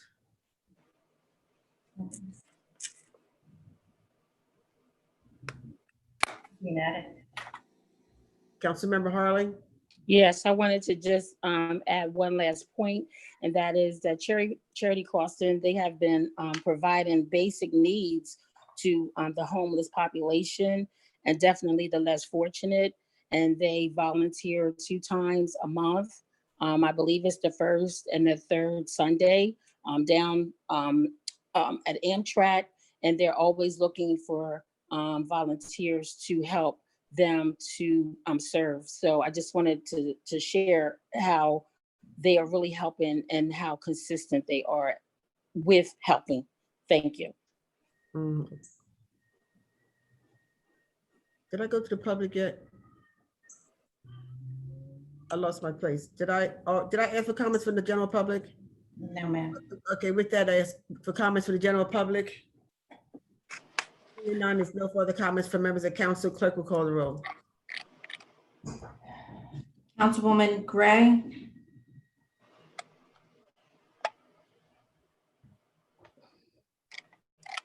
Councilwoman Gray. Yes, I'm not muted. Councilman Guy. Yes. Excuse me, Councilman Congo. Councilman Congo. Yes.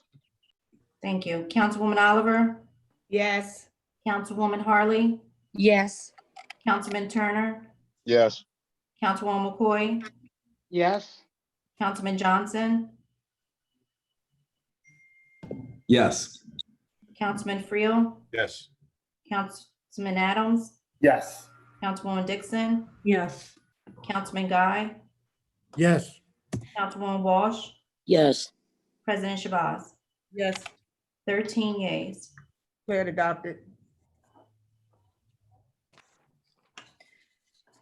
Resolution 20039, Agenda 4827. Whereas pursuant to 1 Wilmington C Charter 1101, the city may acquire, hold, manage, and dispose of property on such terms as it deems proper for any municipal purpose.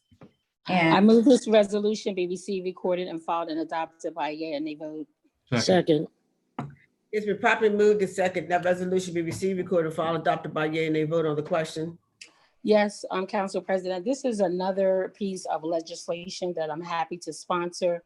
I just also want to say, as a community leader and an elected official, I see my role as working with my council colleagues, the community, and other partners to establish and to stabilize safe and healthy communities for our constituents, and advocating for affordable housing for home ownership is one way to stabilize neighborhoods. So this resolution is declaring 601 West 8th Street in Wilmington, Delaware to be surplus, and approves the property for disposition to Synopsis. And again, I'm happy to sponsor it because we're advocating affordable housing for home ownership and repurposing a property that was a nuisance property that was a liquor store at one point in time.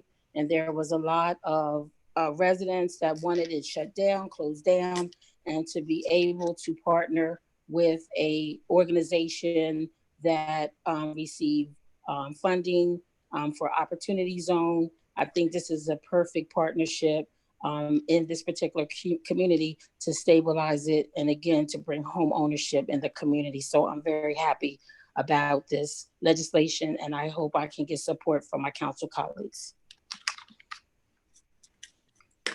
Seeing no other comments from members of council, I'll turn it over to a comment for the general public. Seeing none from the public, Councilman Turner. Thank you, Madam President.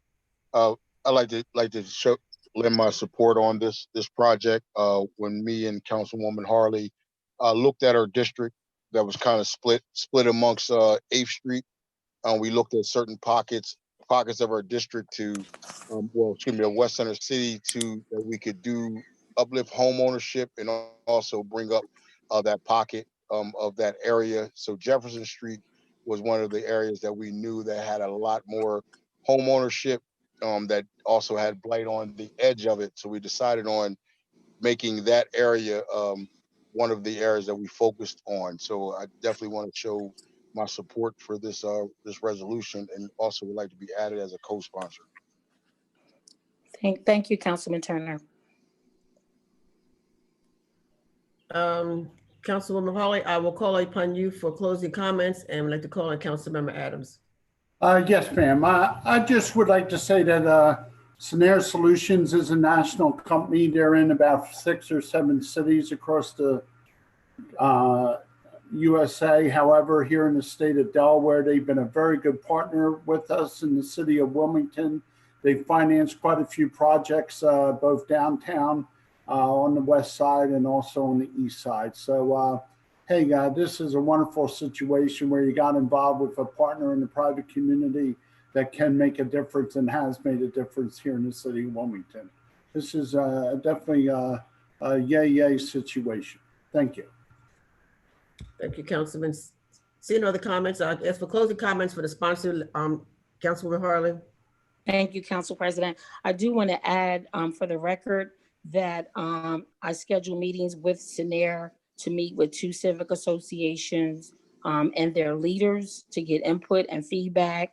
The feedback was unanimous in terms of it being positive, and we were able to really have good dialogue. SENER was very accommodating to meeting the both civic associations. And I want to say that I believe Councilman Turner, they met with Councilman Turner's civic association in the 5th district. So as he said earlier, it definitely was a unanimous combined effort within the West Center City, because we share the West Center City, the 4th and 5th district, which is 8th Street, which is the dividing line there. So I just wanted to let everyone know that the community definitely weighed in on this. Thank you. Thank you. Clerk will call the roll. Councilwoman Gray, Yes. Councilman Congo, Yes. Councilwoman Oliver, Yes. Councilwoman Harley, Yes. Councilman Turner, Yes.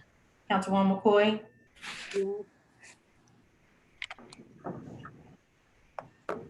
excuse me, Councilwoman McCoy, Yes. Councilman Johnson, Yes. Councilman Friel, Yes.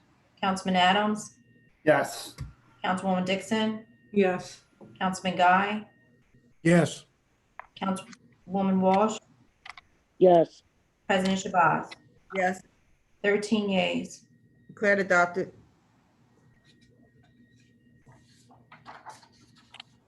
Resolution 20-040, Agenda 4828. Whereas the legislative body for the city of Wilmington, one of the primary responsibilities of the city council is to make policy decisions and enact laws on behalf of city residents. And I whereas move this resolution be received, recorded, and adopted by a yea and nay vote. Second. It's been properly moved and second. The resolution be received, recorded, filed, adopted by yea and nay vote on the question. Oh, yes, Council President.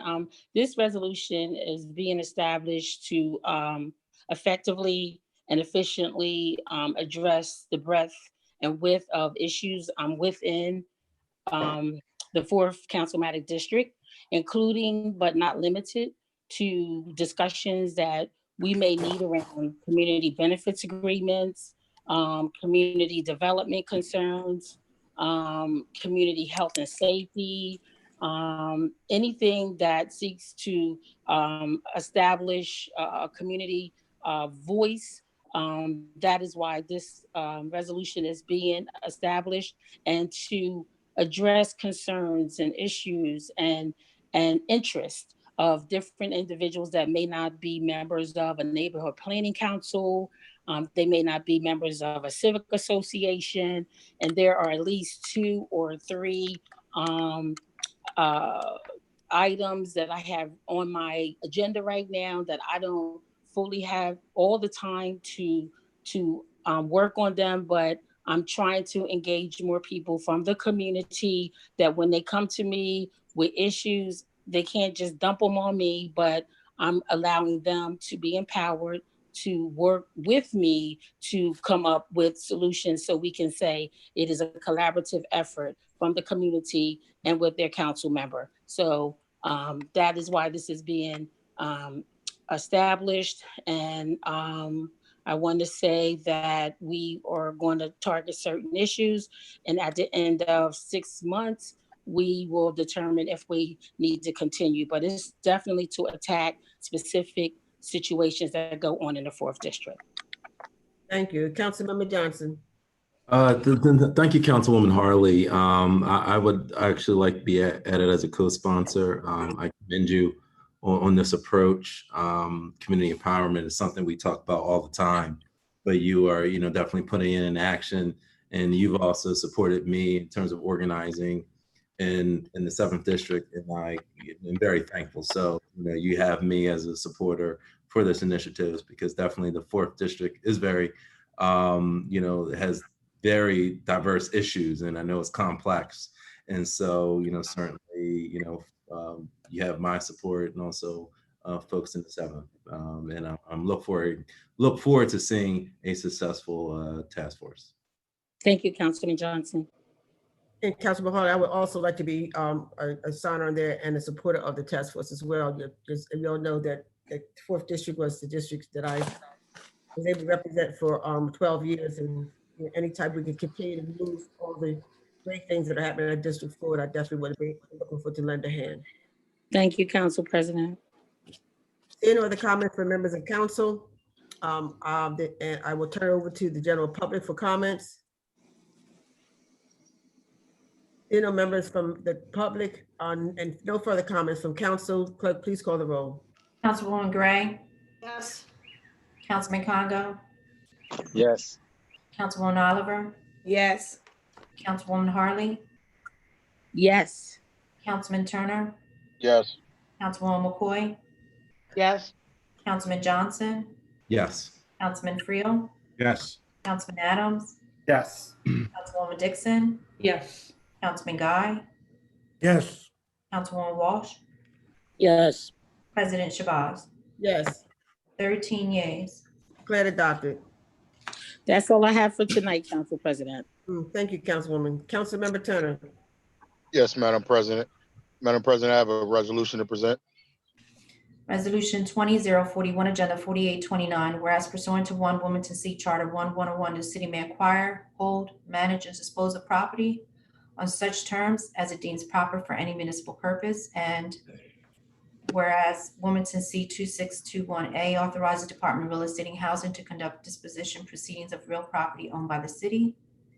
And whereas Wilmington C 2-621C provides that governmental agency, governmental authorities organized pursuant to Title 22 of the Delaware Code and nonprofit organizations are exempt from city's bid procedures. And that upon the declaration of a property as approved for disposition by resolution of City Council, the Department of Real Estate and Housing may negotiate an agreement of sale, lease, exchange, or other transfer of such property owned by the city to any such governmental agency, governmental authority, or nonprofit organization. And whereas the city currently owns real property located at 501 West 7th Street, Wilmington, Delaware, being Newcastle County, tax parcel ID number 26-035.10-298. And whereas Wilmington Alliance, Inc. is a nonprofit organization that focuses on economic development and inclusion, creative placemaking, and community-based violence intervention. And whereas a vacant laundromat and liquor store are currently located on the property, and whereas the council, upon the recommendation of the Department of Real Estate and Housing, wishes to declare the property surplus. And whereas council further wishes to approve the disposition of the property to Wilmington Alliance, Inc. for the rehabilitation of the vacant laundromat and liquor store into a community gathering pop-up entrepreneur. Now therefore be it resolved by the council of the city of Wilmington that council hereby declares the property to be surplus and approves the property for disposition to Wilmington Alliance, Inc.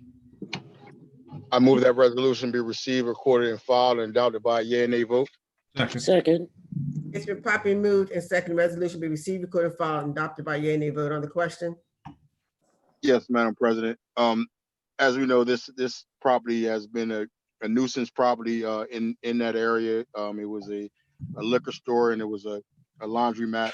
And we're going to go ahead and dispose of this property to Wilmington Alliance. That's going to make this a very attractive automat project.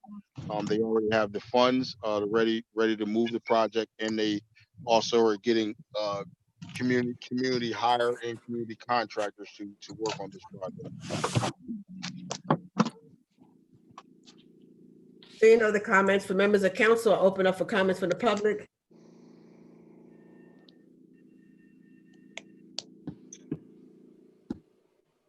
We have a representative for the Wilmington Alliance. Yes, we do, Madam President. Please share your comments. Good evening, Council President Shabazz and City Council members. Although many of you know me, my name is Renata Kowalczyk, and I am the CEO of Wilmington Alliance. Thank you for allowing me the opportunity to share with you the exciting plans for the corner of 7th and Washington. We would like the opportunity to turn this currently vacant space into a community asset.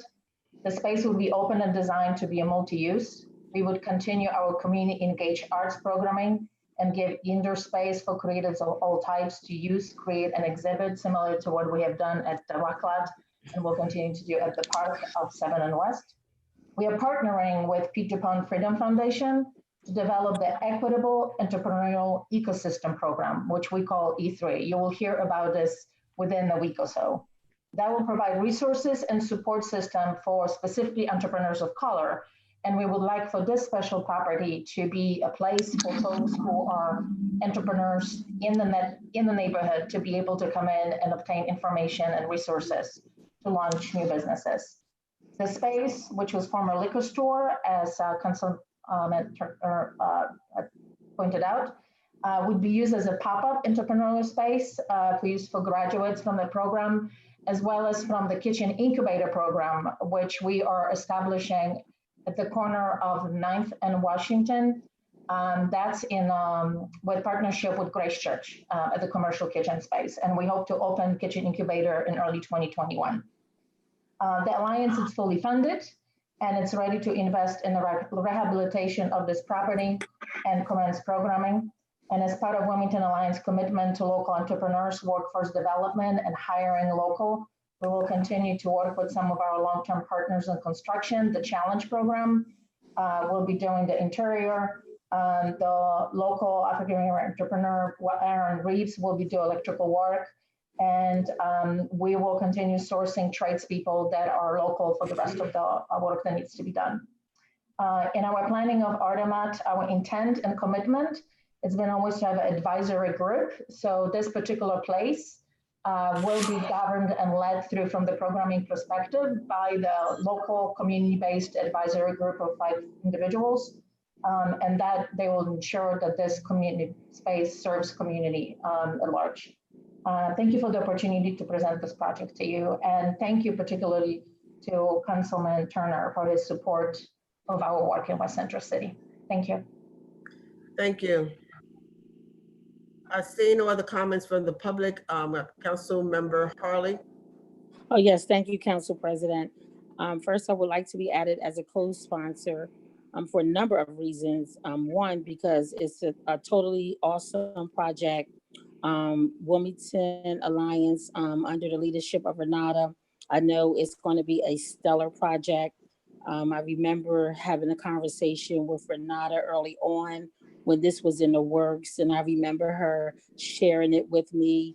She shared information as it related to the 3 E's, and just to know that this is another community asset that's going to be in West Center City to help stabilize it and give those individuals opportunity to develop their entrepreneurship I think it's just totally awesome. And I'm just very happy about it. And this is a great piece of legislation that I would like to be a co-sponsor. Thank you. Thank you. I too would like to be a co-sponsor. It's innovative type of development that is coming in as we develop in our neighborhoods. We also have to make sure that we're developing the goods and services, the housing and new home ownership and families that we're putting into these new houses. So it's like I said, this is an innovative initiative.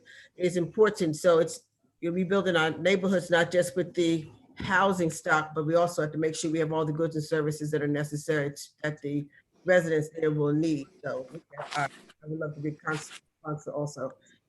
With that, seeing no other comments from the council, clerk will call the roll. Madam President, I have the last say as a Okay. sponsor. I didn't see your hand, sir. So I council. mean, as the last say as a sponsor. To roll. Thank you, Councilwoman Walsh. Thank you, Councilwoman Walsh. I just want to make sure that I recognize someone that actually started this. Oh my God. Lord, Madam Councilwoman Walsh, please turn your mic off. We can hear you. What I want to do is I want to give kudos to Ms. Laura Summerall for her battle with the Creative District and making sure she started this ball rolling a few years ago with this project. So I want to make sure that Laura Summerall is also recognized along with Ms. Renata from what she has done in the last couple of years as being the director of Wilmington Alliance. So thank you. Clerk will call the roll. Councilwoman Gray, Yes. Councilman Congo, Councilman Congo, Yes. Councilwoman Oliver, Yes. Councilwoman Harley, Yes. Councilman Turner, Yes. Councilwoman McCoy, Yes. Councilman Johnson, Yes. Councilman Friel, Yes. Councilman Adams, Yes. Councilwoman Dixon, Yes. Councilman Guy, Yes. Councilwoman Walsh, Yes. President Shabazz. Yes, 13 yeas. declared adopted. Councilmember McCoy, any legislation tonight? Nothing tonight, Madam President. Councilmember Johnson? Your mic's on, sir. I mean, you're muted. Yes, Madam President, I have a resolution to present.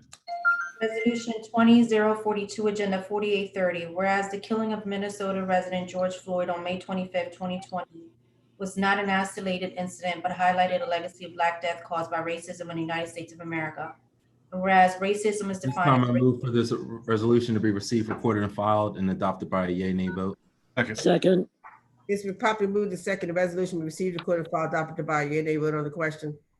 Yes, this resolution is being presented that to make racism and for us as a council body to acknowledge that racism is a public health crisis. Since its founding days, since the first slaves came onto the shore of this country from Africa in 1619, racism has been a continual and detrimental negative impact on the health and well-being of Black and brown citizens in this country, state and city. This resolution will be declaring racism as a public health crisis and make sure that City of Wilmington is committed to pursuing equity and justice in a review of city policies, code, and practices. And we develop and resource ways in which we could work on this in the City of Wilmington. To be blunt, racism has always been there, but it's never been well resourced. And similar to through the leadership of Council President, Council has begun to look at gun violence as a public health epidemic. Racism needs to be as well. And this is the first time this has been done in the state. I frankly think the state of Delaware needs to acknowledge racism, especially in a state, a city where 60% African-American city, and a statewide, we're 25% of the population. We have one of the highest populations of African-Americans in this country. And yet we still are treated like second-class citizens. And so, I think a lot of what we talk about in council and fairness and equity. And now it's time to put this at the forefront of our thoughts.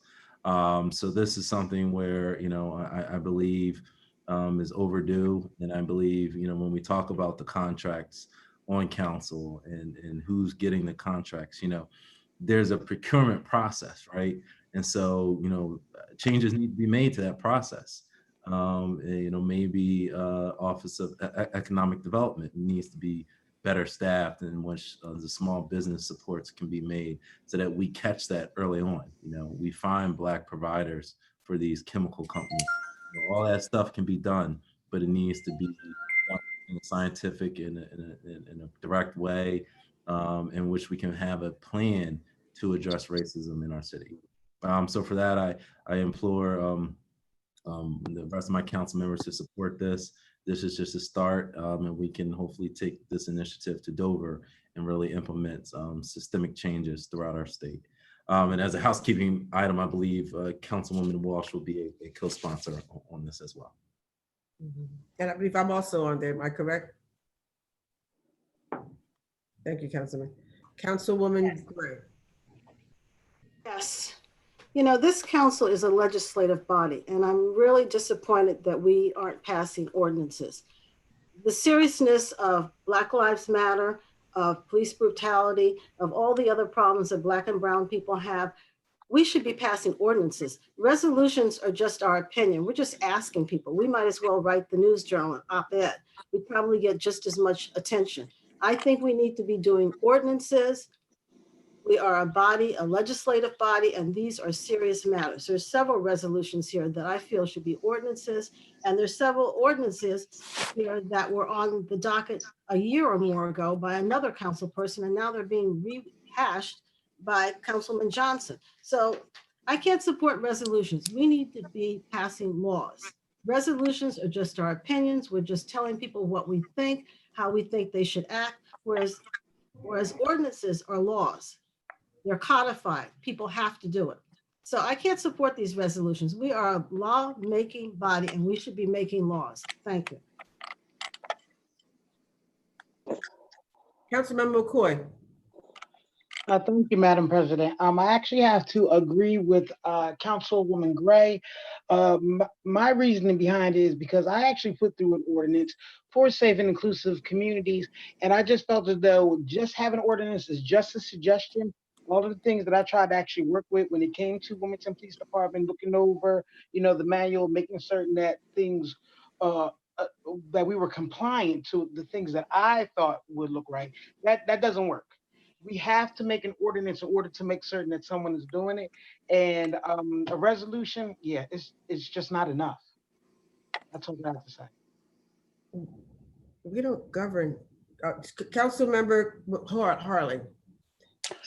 Well, thank you, Council President. And I fully understand, where my other council colleagues are coming from as it relates to, we gotta, put legislation out there that, we can really sink our teeth in. And my thoughts as it relates to this, first of all, I do want to be added as a co-sponsor. However, I hear what Council Member McCoy said. I heard what Councilwoman Gray said. So what I would like to see, first of all, is for us to have some deadlines, like time frames on some of this.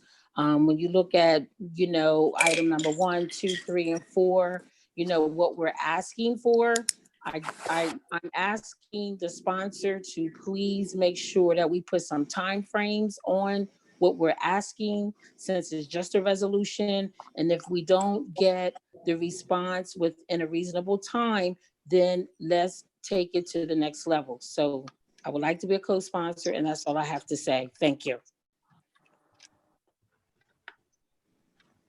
Councilmember Congo. Yes, thank you, Madam President. I do have to agree with Councilwoman Gray and McCoy.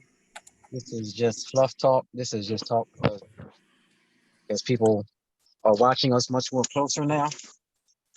And this is just to appease them. This has no substance. This has no teeth. This is campaign talk. This is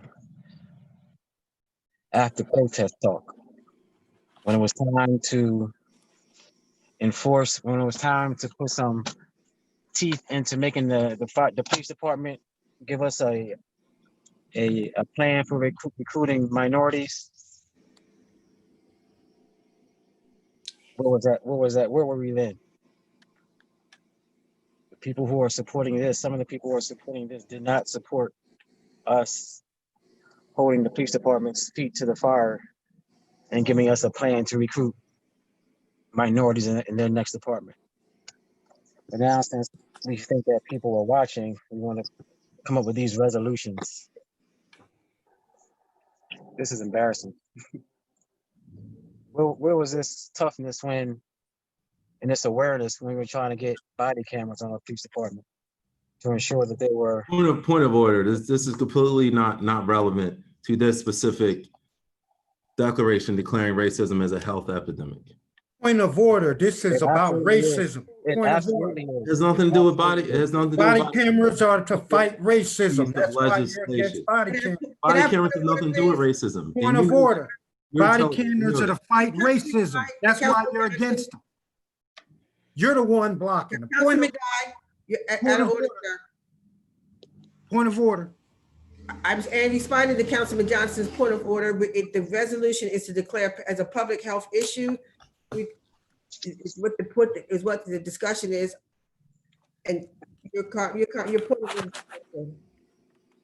Sorry. What did you say? I'm sorry, Council President. Councilman Johnson's point of order regarding this resolution is regarding a public health crisis, which is public health. Department of Public Health is a state agency, which we would have to get a resolution to the state to ask them to consider a public health issue, which is why it's a resolution. We couldn't codify public health because we don't have the purview of that as a municipal government. So if we could. I agree. Point of order, if you're in agreement that we declaring racism as a public health crisis, I believe is the intent of the legislation. As to the acts, that's a different story. But are we declaring racism as a public health crisis? Is the intention of the legislation? No, I'm not supporting it because when we had our chance to prove that we really mean what we're saying, we didn't do it when it came to the police department ensuring inclusiveness with minorities in the next department, in their next class, and we didn't do that. Thank you. Okay, Councilman Guy. Yes, I'm tell you straight up. This is a fraud on a 68% minority community. We've had multiple opportunities to vote about racism, things that actually impact racism. And what we did is we let white supremacy and sellout Negroes rule the day on not addressing what's killing the community.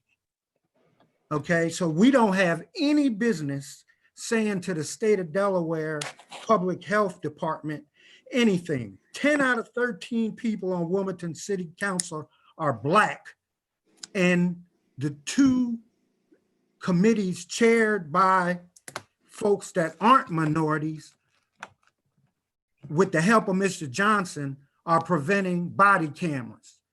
So the public health problem for Black people, the racism that Black people face in Wilmington, Delaware, don't have a doggone thing to do with the state of Delaware. The racism killing Black people in Wilmington, Delaware is the Wilmington City Council.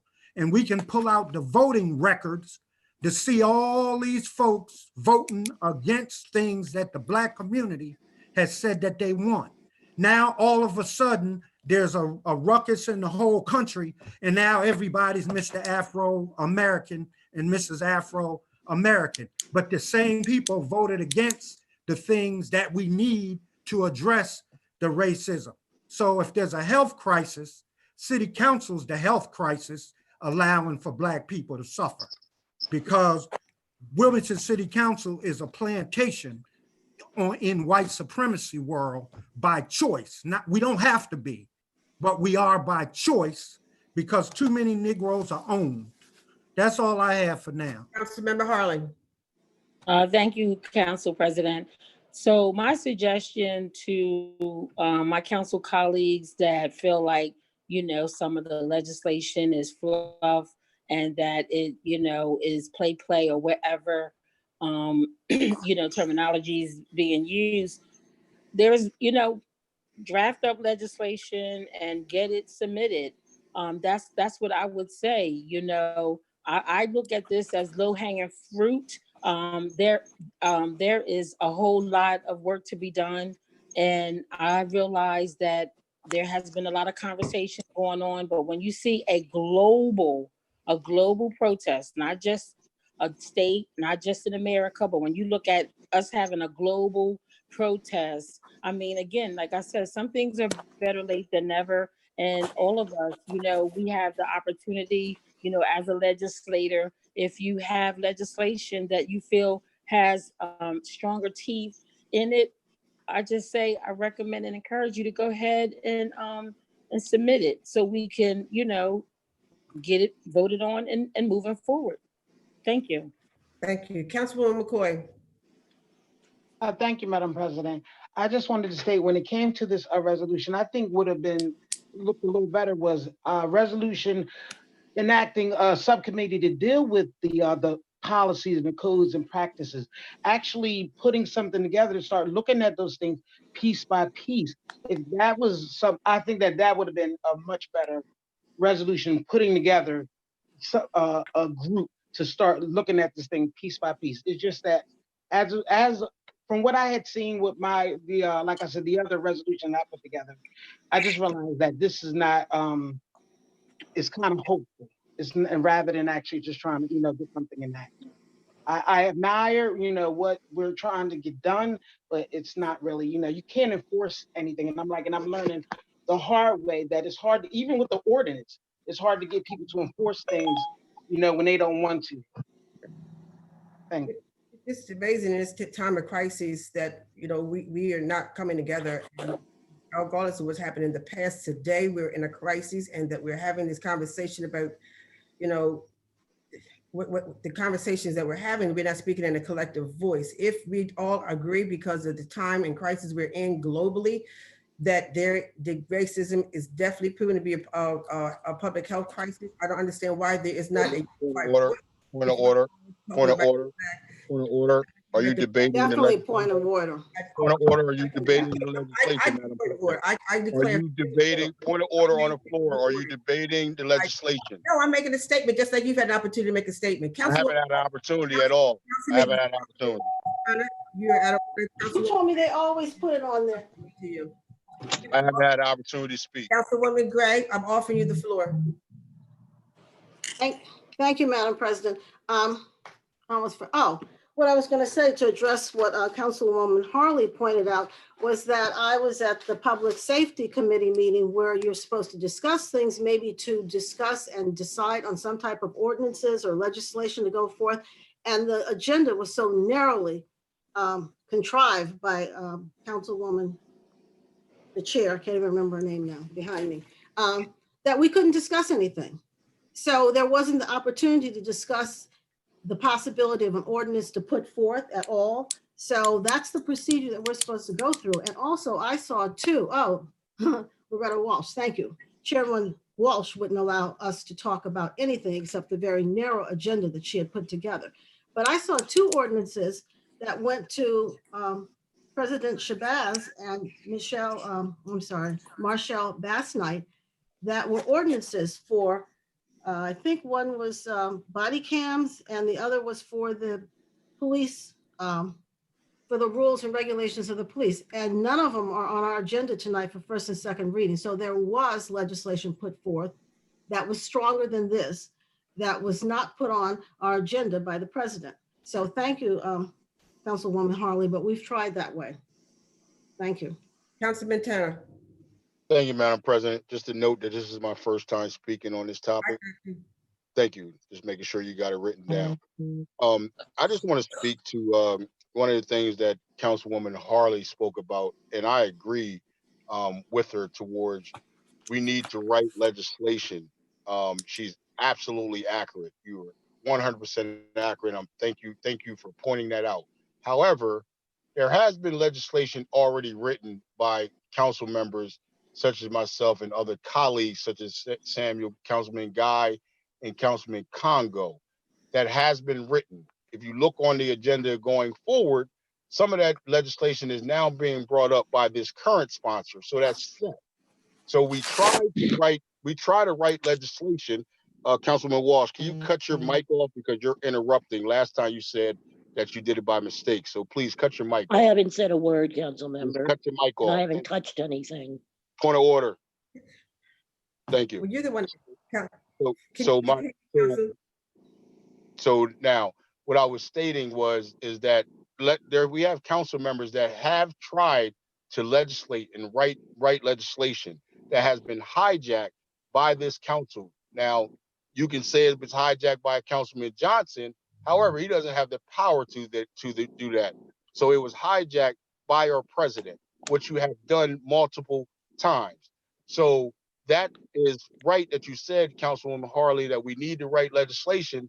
However, our president needs to stop hijacking that. Also, Councilman Johnson, this is a softball, which is a changeup in baseball, that now you done try to smack it out the park from a changeup. However, you done missed the fastball that's been coming over your head that you were afraid to swing at, which would have been the fastball being the body cameras. You had the opportunity to take that out of committee, which you stated to keep it in committee. This is not relevant. This is not relevant to racism as a public health crisis. Which is also health. Which body cameras would also be considered health. Find a new subject. Would also be considered racism. No. It also would be considered protecting. Has nothing to do with racism. Body cameras has nothing to do with racism. Madam President, can I continue? Madam President, can I continue? Continue to the resolution. Okay. So with the resolution, this resolution is a changeup or a softball when we had the opportunity to hit a fastball of 100 miles per hour out the park with body cameras coming out of committee. Thank you. That's all I have for my first time. Councilman Guy. Yes, Madam Chair. One of the single most important issues related to racism before this crisis was body cameras as a solution. So when you say today that is we not, are in a crisis, the single biggest thing. you're speaking for the white supremacists. So let me have my 5 minutes.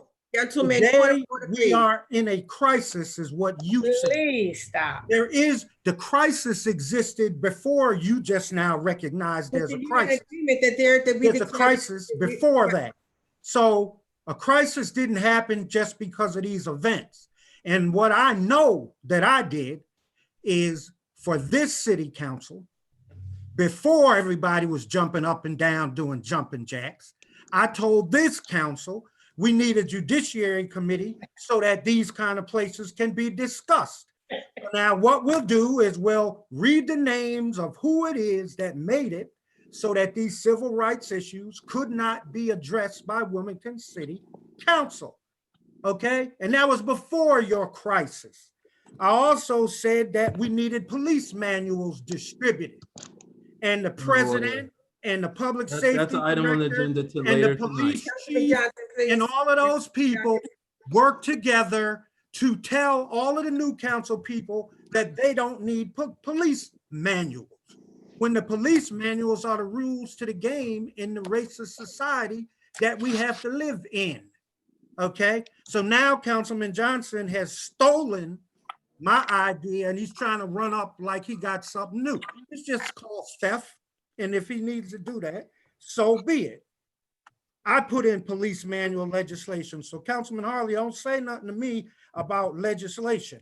I also am the one who put in the legislation to make sure that council wasn't cut in half as a civil rights issue, okay? And I fought with judiciary with recruitment plan and police and fire diversity. So we've been putting in stuff, several of us have been putting in legislation to deal with racism and how it impacts Black folks and the health effects. But the white supremacists and the sellout Negroes have been the ones who've blocked it. And now you've recently come jumping up here, jumping up and down, telling everybody, look at what I'm doing, and you're just stealing what I already did. He knows it. He keeps doing it, right? And it's always interesting to see some of my colleagues who know that I already put in for stuff and they vote for it. So like I said, our whole cancer is, for this whole community, has a cancer of Wilmington City Council. If anybody watched City Council, what they know is this is really one of the most racist organizations because it's always kissing the butt of white supremacy through the mouths of Black elected officials. There's no excuse for Councilman Friel and Councilman Walsh and Councilman Johnson to three of them unilaterally saying there's not going to be body cameras in Wilmington because they're doing what they want to do. I got my clock work time in 5 minutes and I got 1 minute and 33 left. So what you get ready to say? I'm trying to keep point of order, whether or not we're saying, because I mean, we definitely. You just want to use up my time. That's all you want to do.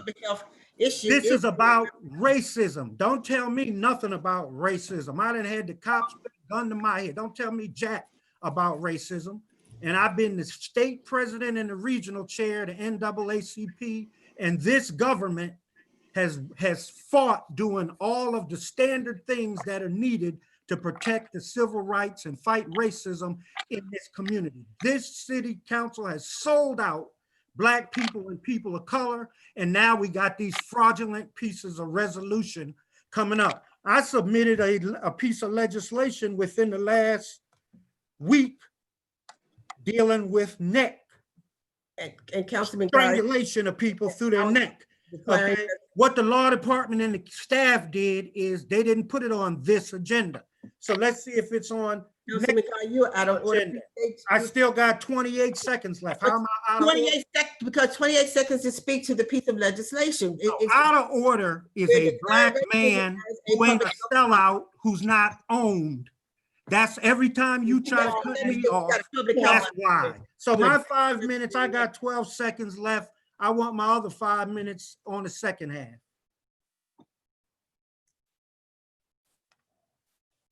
Council Member Harley, I believe you've already spoke this time. I have to go to the general public first for comments that I come back for Council President.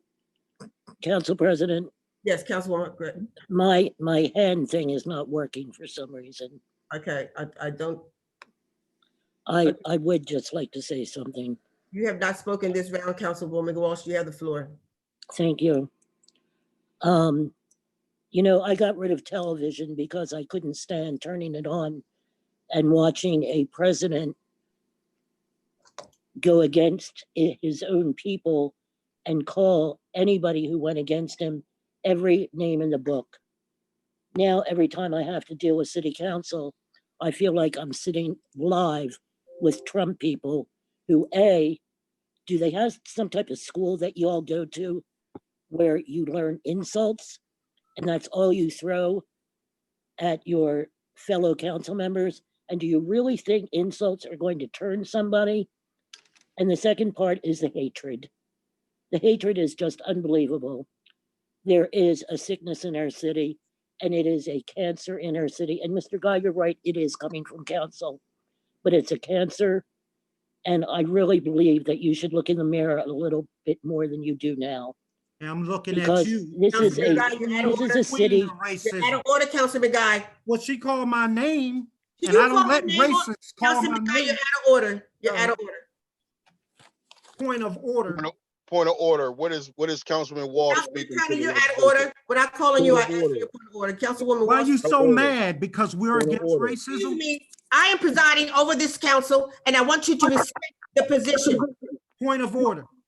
No point of order given. Councilwoman Walsh, please continue so we can move on. Definitely the resolution. Yes. As a public and Council President, I do believe that if you weren't a woman sitting there, half of this nonsense wouldn't even be going on. But the complete disrespect for women on every single subject. And I sit here and I listen to the silence. And once again, by a Robert's Rules book, read your council rules, and just by saying something on the floor that you want, it's not going to get it for you. You have to follow it up. Point of order. Councilmember Johnson, who was insulted terribly badly Point of about order. this resolution on the floor tonight, Point of who order. happened to go No to point law given. school. Point of So I order. think he does No know a point little given, bit Councilman about what Turner. he's talking about. Point of order. He's not even talking about racism. No, And his no, resolution should be supported by this council, and it should be supported separate from all the racial and personal insults thrown by other members. Thank you. I now go to the public for comment. Ms. Erin Goldner.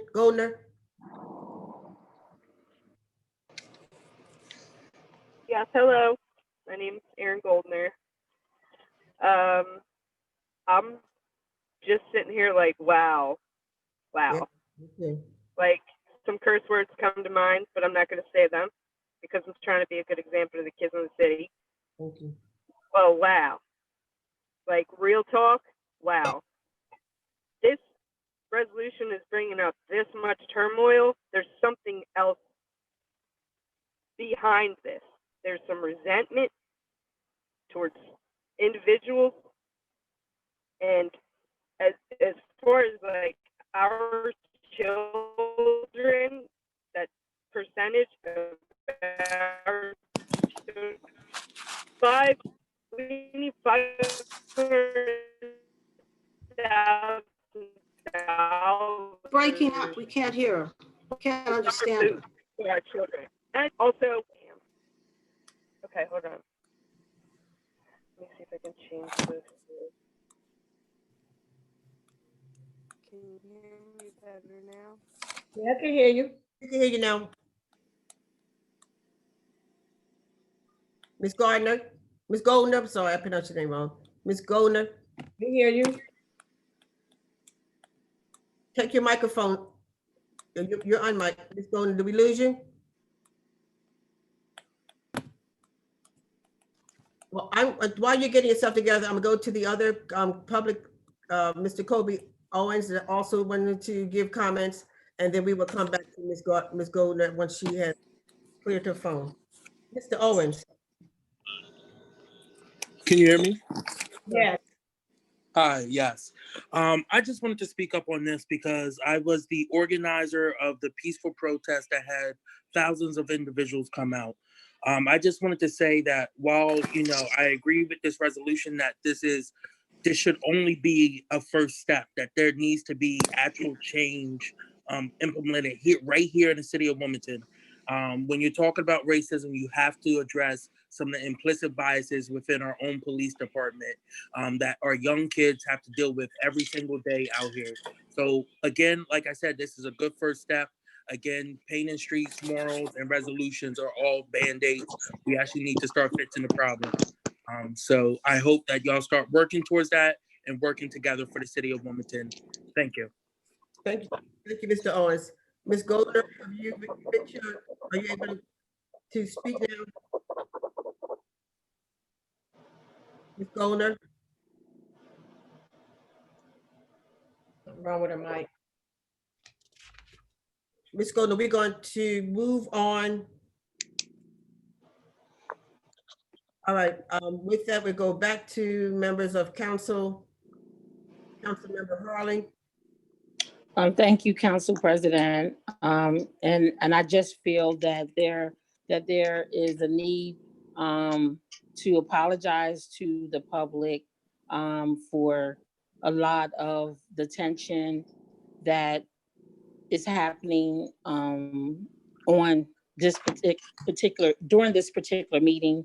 I realize that people are very passionate about their feelings and their thoughts and their opinions. However, I do feel as though we really have to think about a more civil way for us to communicate to one another as it relates to the public, because we are their community leaders. We are their community leaders, and we really do have to set a better example in terms of how we interact with each other. And having said that, I want to ask if we could possibly get the ordinances back on the agenda. I think I recall during the public safety meeting that there were 2 ordinances on the agenda for us to vote on. And I don't know if it wasn't on here due to additional research that is needed. I don't know, but I thought I recalled seeing a piece of legislation requesting the white book. There were a number of things that I kind of remember that I don't see on this agenda. So again, I'm just asking that for whatever reason why they're not on here, if we can get an update on that, and hopefully those ordinances can get back on the agenda. And as it relates to the I guess what is it called, the committee that council member Guy was referring to. Councilman Harley, can we really stick to, I'm trying to follow proper protocol in the conducting of the legislative business of council, and we are to speak toward the legislation on the floor. I really appreciate your comments, 100%. Point of order. I tried to maintain order. We're in the debate and the question of the resolution to declare racism as a public health crisis and to enact equity and justice in all policies of the city of Wilmington, the state of Delaware. If we will maintain our comments, we will be Point of order. by maintaining the order. Thank you, Councilwoman Harley. Point of order. Should I finish? Yes, ma'am, you should finish. Point of Okay. order. Point not taken, Mr. Guy. Point of order. I gotta say what the point of order is. Point of What is- order. There's no out of order. So I don't see any, I don't see Can I any out say of what order, my point of order is? and I don't see there is one. You don't know because you're trying to read my mind. Point of order. Point of order. The councilwoman was getting ready to discuss something that I said, and you cut her off just for getting ready to comment on what I said. It's not always about you, Councilman Guy. Councilwoman Harley, Videotape.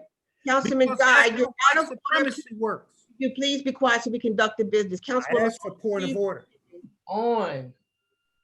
Okay, I'm just going to say again, whatever legislation that we already have that's dealing with this global pandemic, this particular piece of legislation that we're talking about right now, I'm just asking that we make sure that we get it back on the agenda, because as we all know, we're in the middle of a global pandemic, and whatever we can do as a legislative body to protect our citizens and to support our citizens and moving this whole topic forward, this is what what I feel as though we should be doing. So that's all I have. Thank you.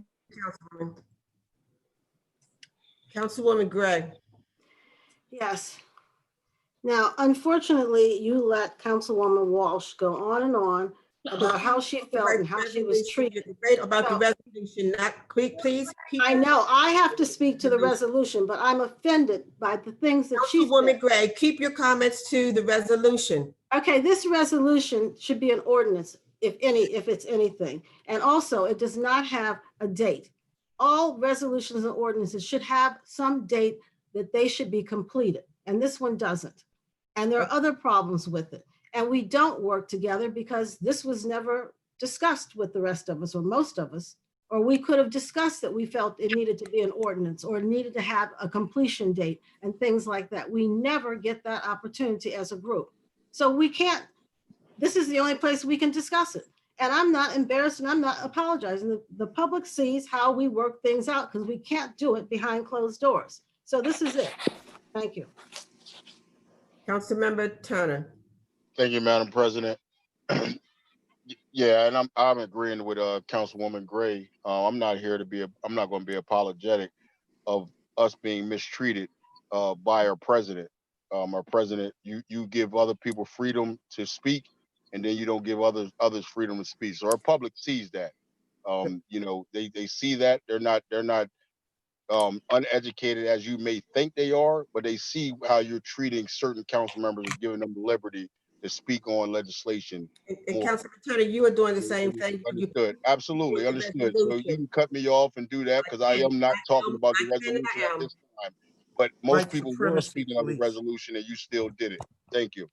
Thank you. Councilwoman Oliver? Thank you, Madam President. I'm going to speak to the resolution. Mr. Johnson, I'd like to be a co-sponsor of this resolution. Thank you. Councilmember Guy? Yes. The fundamental focus of this resolution is the disrespect of people of color for it even having the word racism in it. When this body does everything it can to support white supremacy and racism. Now, a lot of people have stuff to say, but they won't discuss how racism operates, how white supremacy operates. Wilmington City Council is a classic book on how it operates. So for example, one of my colleagues just said that in conjunction with this resolution, that those two ordinances dealing with body cameras need to be addressed. Well, if you address them, they go right back to the committees of the people who have been implementing white supremacy for the whole 4 years. So we don't even have a committee to have an honest conversation about racism and white supremacy and the impacts of that on Black people. So what this resolution ought to do is that if it was going to do something, it would structure Wilmington City Council so that there's a place where Wilmington City Council can address these issues of racism and the health implications. The only thing close to that is the health committee. And so I'd like the health committee to go ahead and take all of these pieces of legislation that deal with racism and the impact on the health of people of color, and that needs to be the place to have these conversations, because the Public Safety Committee and the Finance Committee, if you look at their makeup, they're pretty much owned by the mayor and the police chief police, and they're set up so that they just send the word down from white supremacy headquarters and tell Black people what they can and can't do. Councilman Guy, your point to the point to the resolution of declaring racism as a public health crisis. That's what I just got finished talking about, the committee that it's all needs to go to. So this needs to be amended. Then this needs to be amended. And I make a motion to amend this, that Wilmington City Council has no business saying anything to anybody about racism and the impact on the health of Wilmington residents, because it is the institution that's done the least, well, I won't say the least, but has failed with 10 out of 13 Black people to do anything substantive to address the health and racism that Black people face. It's all a fake fraud. All the things that's being recommended throughout the nation have already been sit on this city council floor. And this city council, because the mayor and the police and the solicitor send the word down that white supremacy on high doesn't want this in Wilmington, they haven't happened. We should be the ones standing up, looking at the world saying, wow, we already did all this. We already made the rules of the police department available. We already have a committee to address racism. We already have a health committee. But what we have is a white supremacist organization with Black slaves on city council doing what master says to do. And then we want to vote criticizing the state. Do what we can do and stop being cowardly sellouts to white supremacy. It's a national agenda. But some of y'all can't vote on it because you're not allowed to vote on it. Johnson, it's a disgrace for you to vote no for body cameras to come out of a committee and put this up trying to tell the Black community, look at me, I'm Mr. Afro-American. If you was Mr. Afro-American, that would have been out of committee. You're out of order again, Mr. Guy. No, I'm telling the truth, which is out of order. Whatever it is, but you're still out of order with it. No, I'm not out of order. Out of order with it. It's good. I got my 5 minutes in, so I'm good. Okay, You okay. need to hear the truth. Woo, Councilwoman Dixon, please come with something sensible. You need to come with Thank something you. sensible. Thank you, Madam President. After hearing all the dialogue for this evening, what I want to offer to my colleagues is that next week, the Health, Aging, and Disabilities Committee, we will be talking again about racism and defending Black lives specifically for the city of Wilmington. So I would love to continue this conversation next week in the Health, Aging, and Disabilities Committee next Wednesday, so that we can add the teeth and the all the parts of what we discussed this evening, which are important, into that legislation. So I ask that my colleagues join us in that conversation next week. And that's what I wanted to offer for tonight as we're in discussion, and kind of the perfect segue from what Councilman Guy just said about having a conversation in health, aging, and disabilities. So thank you. Second. Councilman Turner, I believe this is, you have Councilman Turner? I second that motion. I didn't hear a motion. I just heard to just invite people to, I didn't hear a motion. Was that a motion? It was not a motion. Councilman Turner. Thank you, Madam President.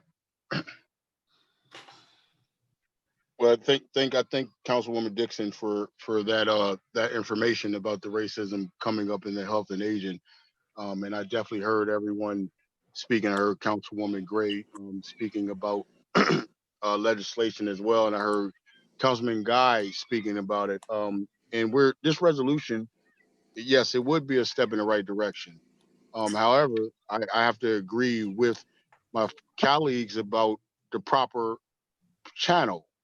We had opportunity to have a proper channel or proper committee to listen to this.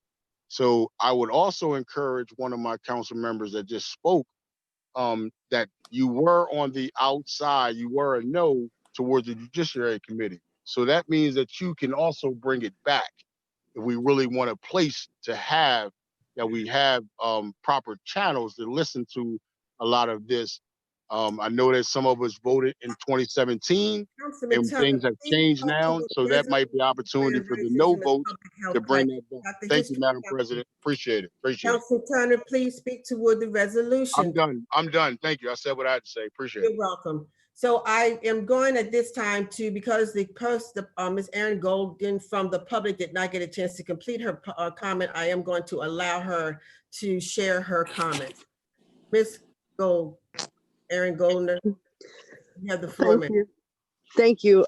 Just a few words. And anyway, immediately I thought, wow, as soon as Miss Councilwoman Gray spoke up and kind of had some different views of the subject, and it's just surprising that there is a divide.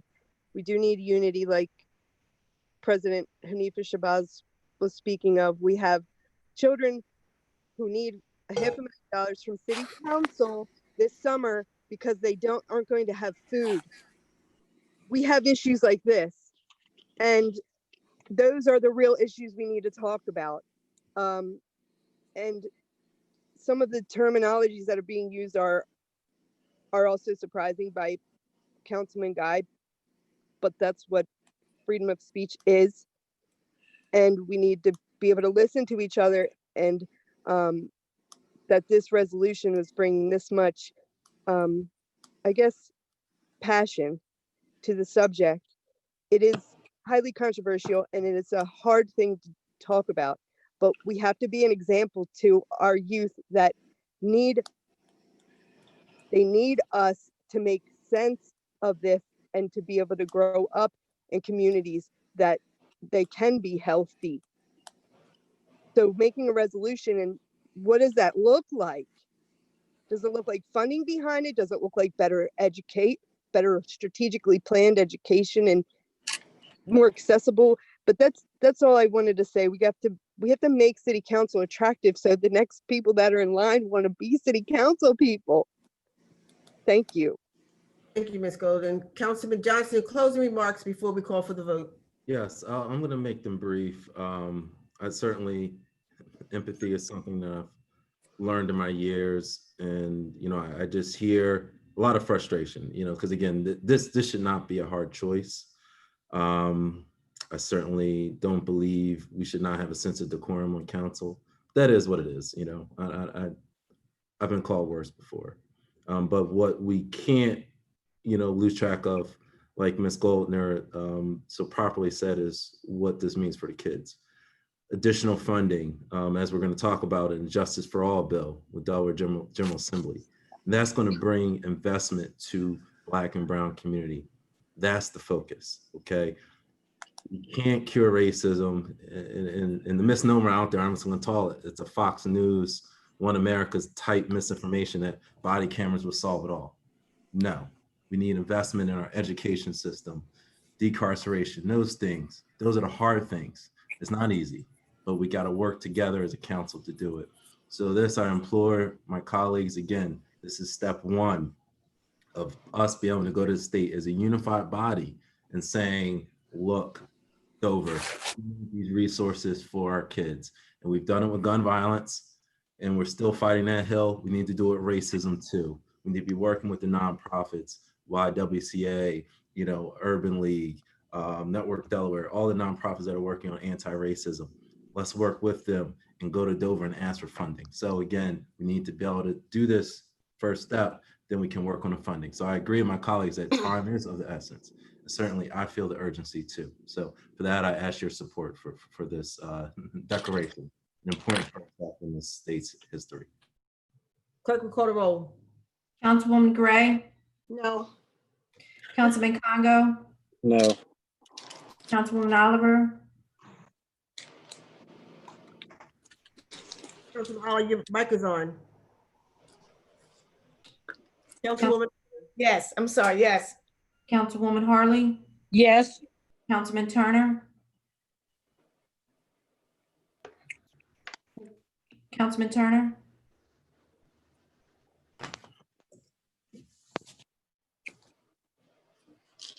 No. Councilwoman McCoy, Yes. Councilman Johnson, Yes. Councilman Friel, Yes.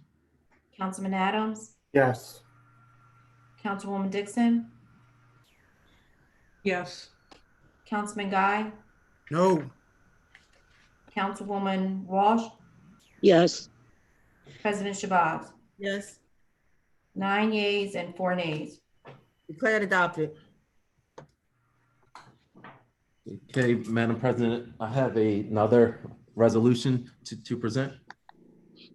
Resolution 20-043, Agenda 4831, whereas it is standard police policy for law enforcement agencies or departments to have and periodically update At their this time, I policies. move for this resolution to be received, recorded, and filed, and adopted by a yea, nay vote. Second. It's been properly moved to second resolution be received, recorded, and filed, adopted by a yea, nay vote. On the question? Yes, so this has been hotly debated, I know for a little while in council, but this is us declaring, and it's going in tandem with an ordinance.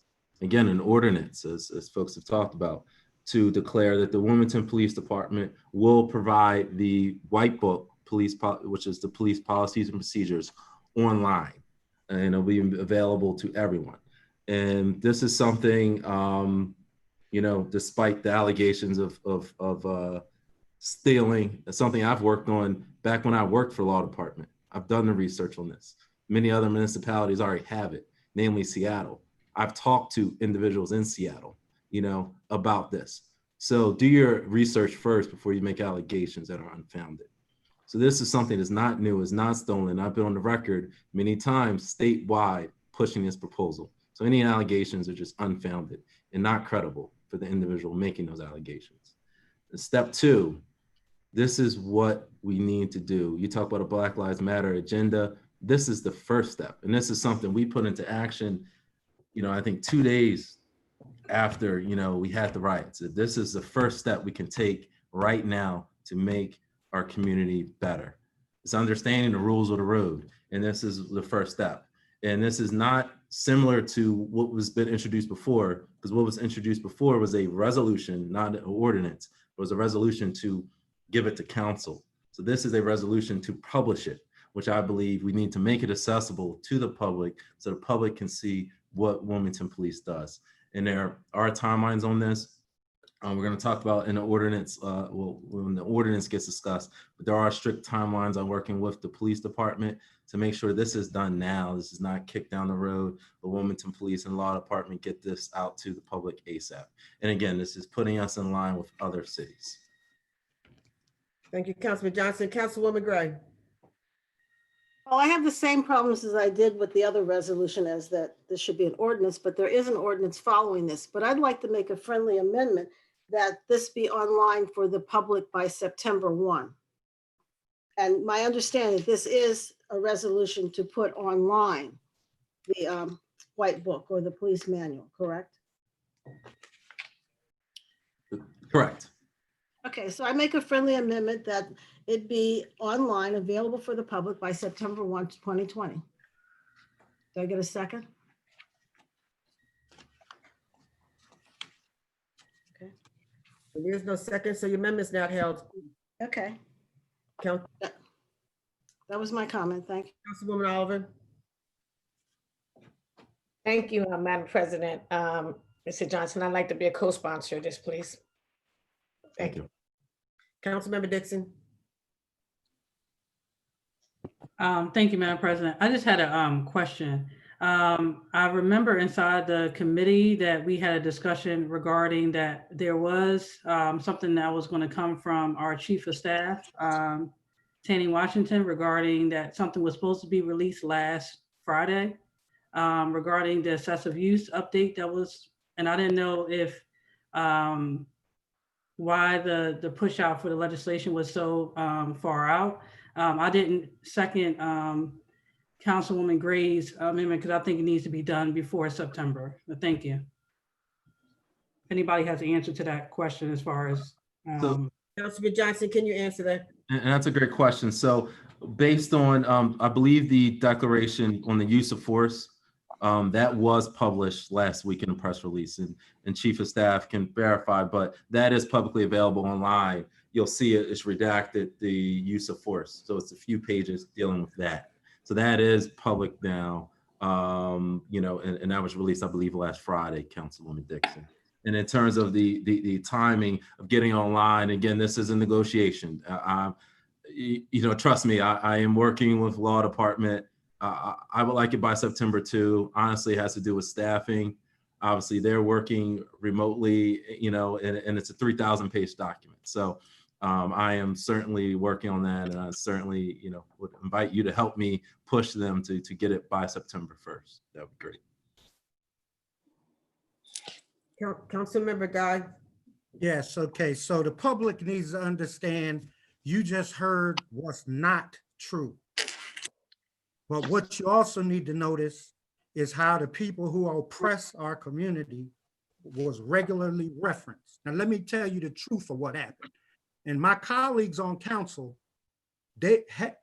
most of them lived through me putting a resolution on the council agenda for the police department to make sure each council member had a copy of the manual. And I think that was in 2017. Now,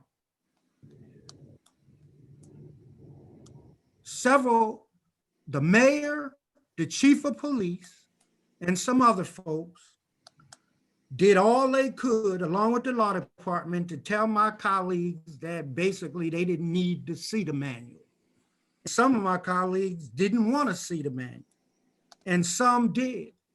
But what I wanted to do was make it available to everybody, because I knew, because I've been in this fight going back to being attorney for the Wilmington branch, NAACP, and the state president and regional chair. This is no new issue that I've been dealing with.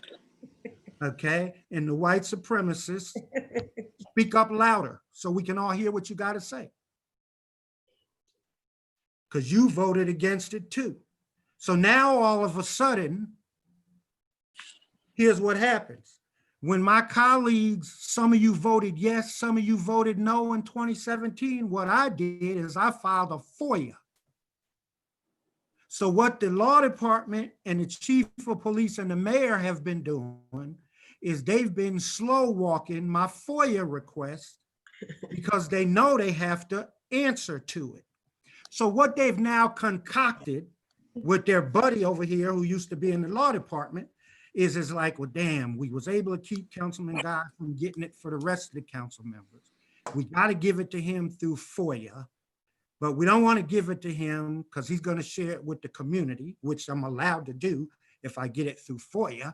So let's go over to our boy Johnson and have him put in a resolution, and all of the council people ordinance, they're going to all vote for it because he's going to tell the tale, right? But they know the truth. They all live through the truth.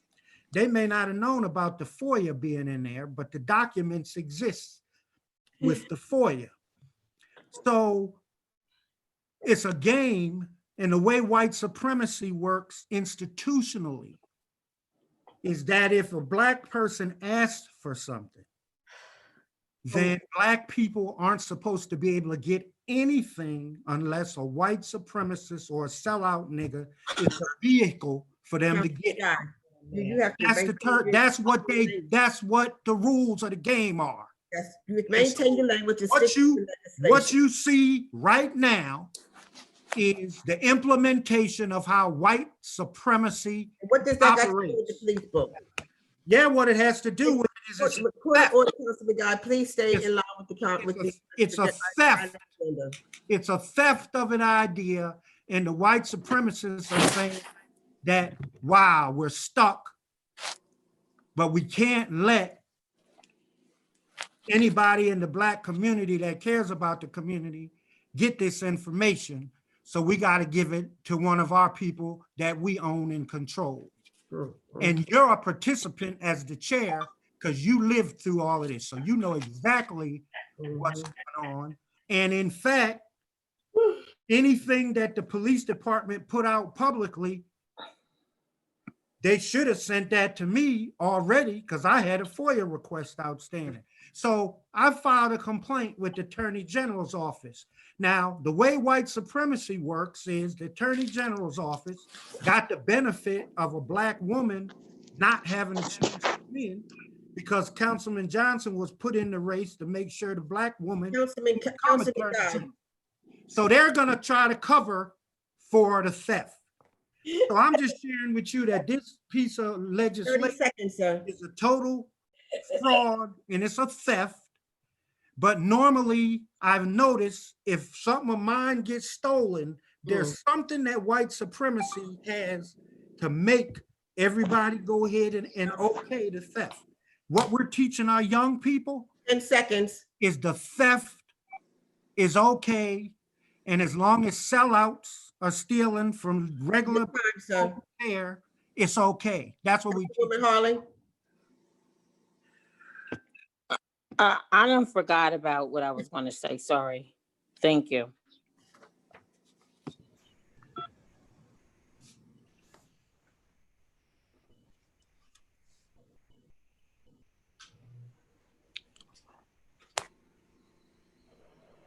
Madam President, I can't hear you.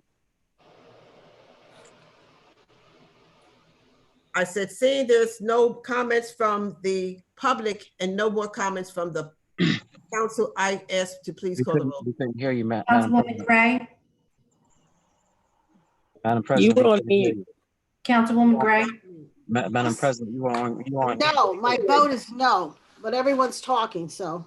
Councilman Congo. Just point of order, please. We've already called the roll, Councilman Call the Congo. roll, sir. Councilman President. Congo, No. thank you.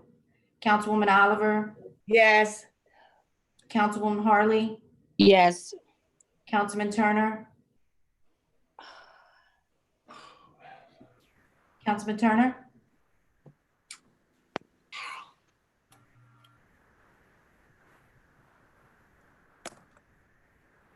Councilman Turner?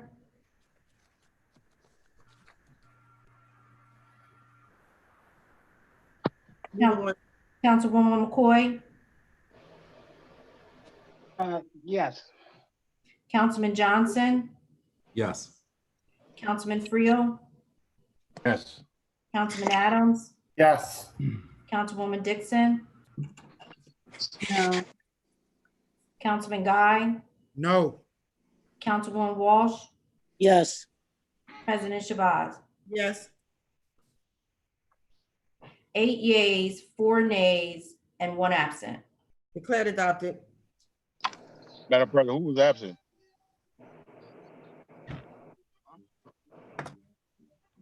Madam President, who was absent? You did not respond. My just like I'm talking now, the same button hit on mute. So my vote was no, but I don't know if you heard me. I can't tell if you heard me or not. We did not hear you. Madam, I've called the tally. Right. Keep, Mr. Johnson, your next piece. Madam President, I have an ordinance to present and call for the first and second reading. Ordinance 20032, Agenda 4832, an ordinance to authorize the Wilmington Police Department to publish a public version of the Wilmington Police Officers Manual with only those redactions required by law and public policy. First reading of the ordinance. An ordinance to authorize the Wilmington Police Department to publish a public version of the Wilmington Police Officers Manual with only those redactions required by law and public policy. Second reading of the ordinance. Madam President, I move that this be known as the first and second reading of the ordinance and refer it to the Public Safety Committee. Second. It's been properly moved and second, that be known as the first and second reading of the ordinance to refer to the Public Safety Committee. And lastly, Madam President, I have a resolution to present on your behalf. Resolution 20044, Agenda 4835, whereas the Delaware Legislative Black Caucus referred to as a. So 4833 is held. That I'm is sorry, going to I be didn't held hear you. tonight. Thank you. Whereas the Delaware Legislative Black Caucus heretofore referred to as the DLBC announced and outlined on 10 June 2020. This time I move for this resolution to be received, recorded and filed and adopted by a vote. Second. second, It's been properly moved and second, the resolution be received, recorded, filed, adopted by unanimous vote on the question. This resolution is being presented in order for us as the unified body to urge the General Assembly to vote in favor of Senate Bill 191, which is establishing constitutional protections on the basis of race, color, and national origin in our state.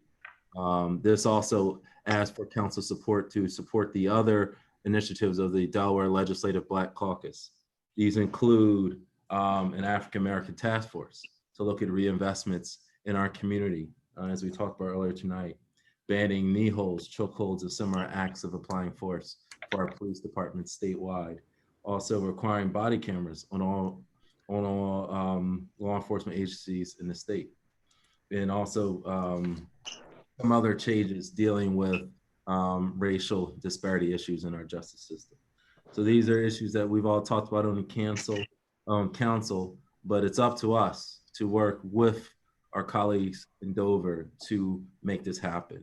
And so we are voicing our support for these initiatives, and we need to be down in Dover supporting these initiatives because they will be game changers.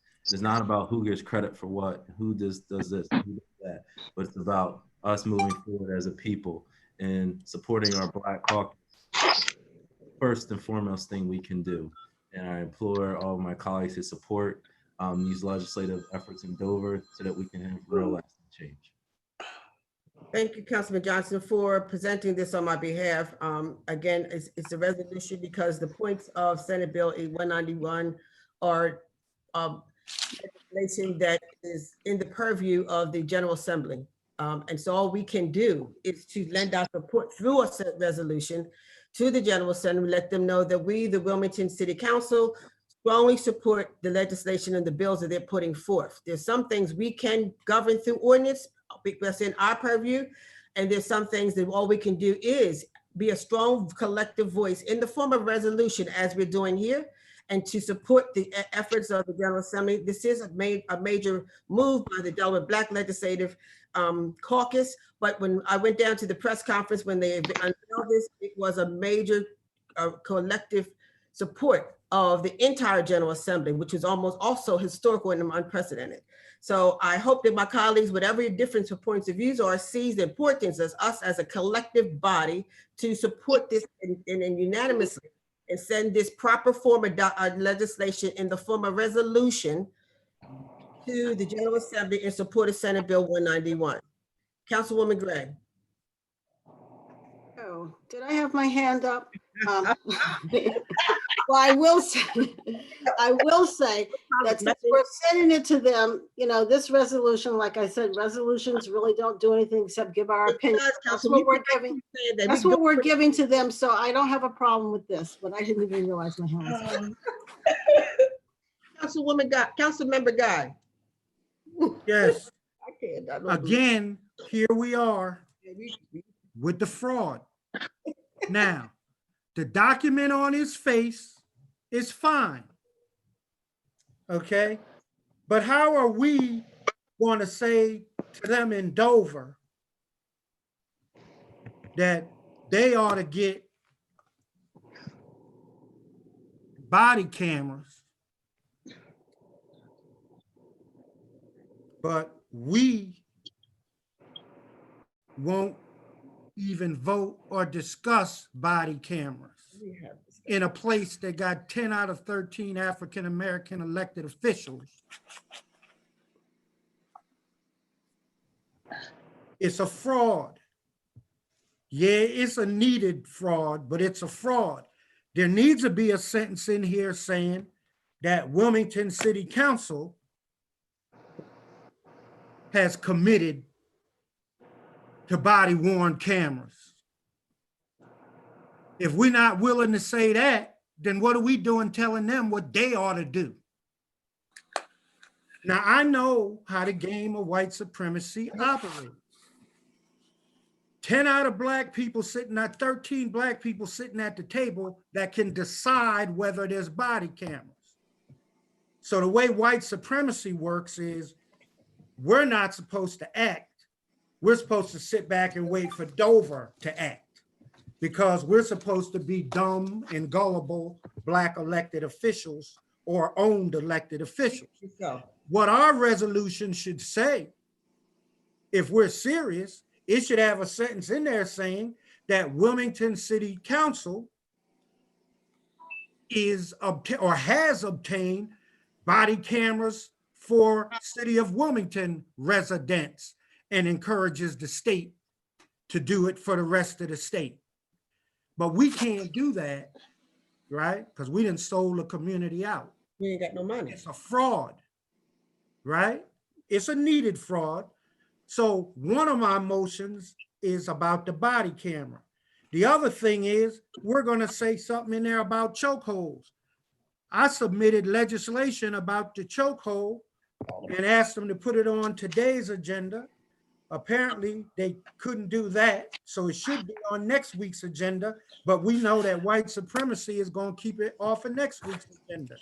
That's how our white supremacy works. That's how racism works. It works administratively in government.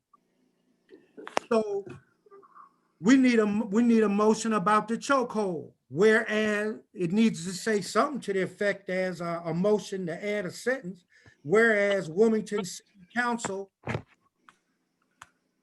intends to pass an ordinance authorizing body cameras and intends to pass an ordinance dealing with the chokehold. So that's my motion, that that sentence be added to this resolution. Then we'll see who's really serious or who's faking. A second. Council President. Councilwoman Walsh, A second. I I second did. the motion. on the question. Well, I'm a little confused on this question because did I dream it, or didn't the mayor over a week ago say, I don't care how we have to do it, I'm going to find the money, and we are getting body cameras, Yeah. period. Not going through Dover to get the money, not going to the feds, but we're going to go get it. Am I correct on that? No, that's not correct. Yes. That is That correct. was a false statement put out to calm people down. He hasn't done a doggone thing yet. And Thank city you. I council- think it was just Councilman proven. Guy, Councilman Guy, well, on the motion, we was on the question. The motion was made and seconded. Was there any other question? Are your hands up because you want to be on the question? Yeah. Councilman Johnson?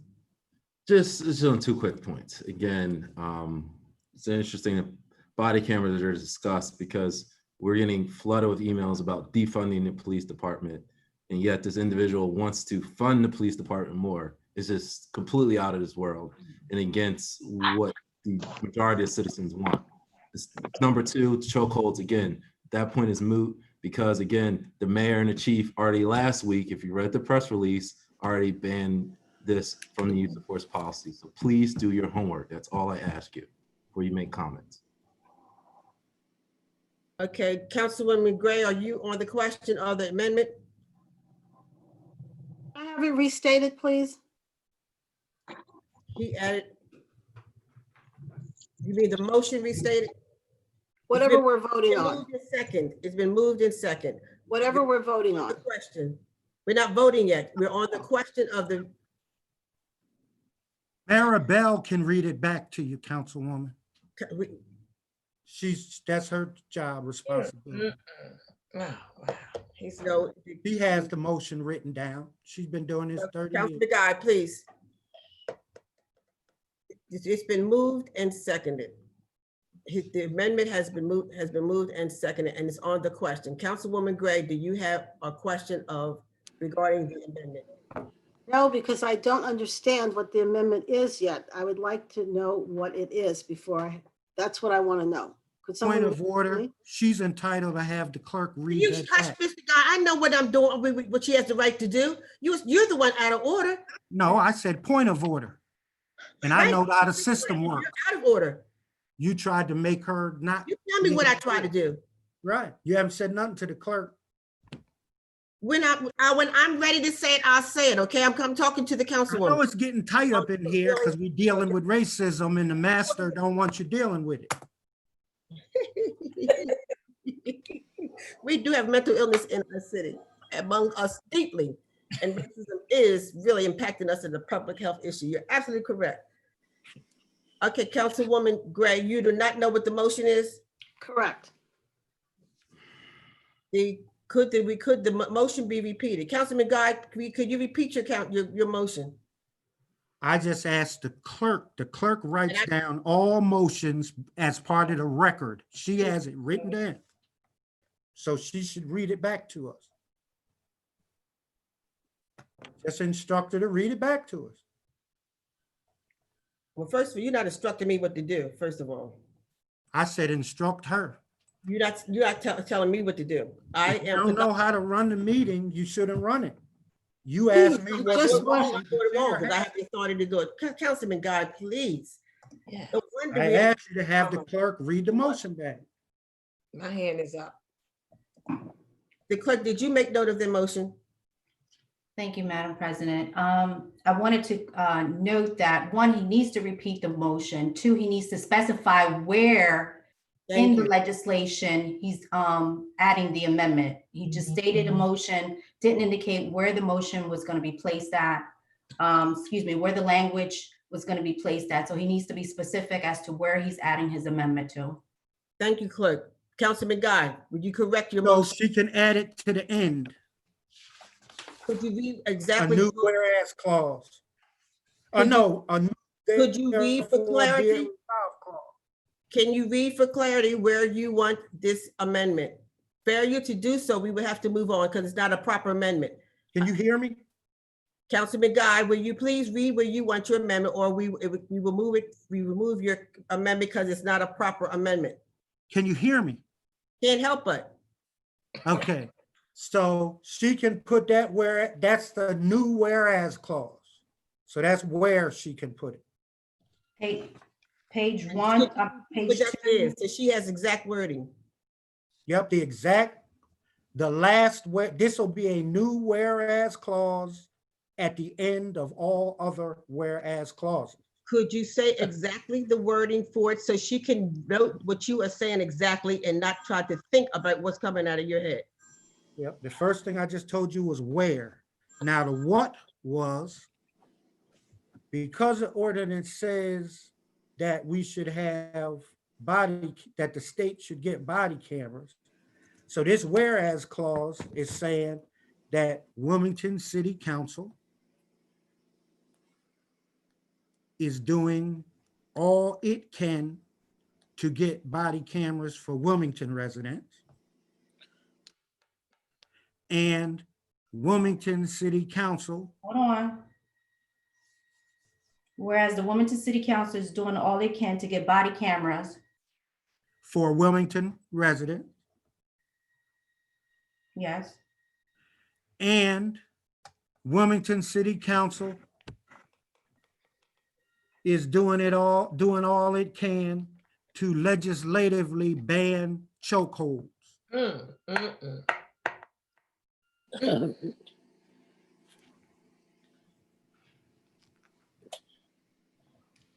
On the question? By ordinance.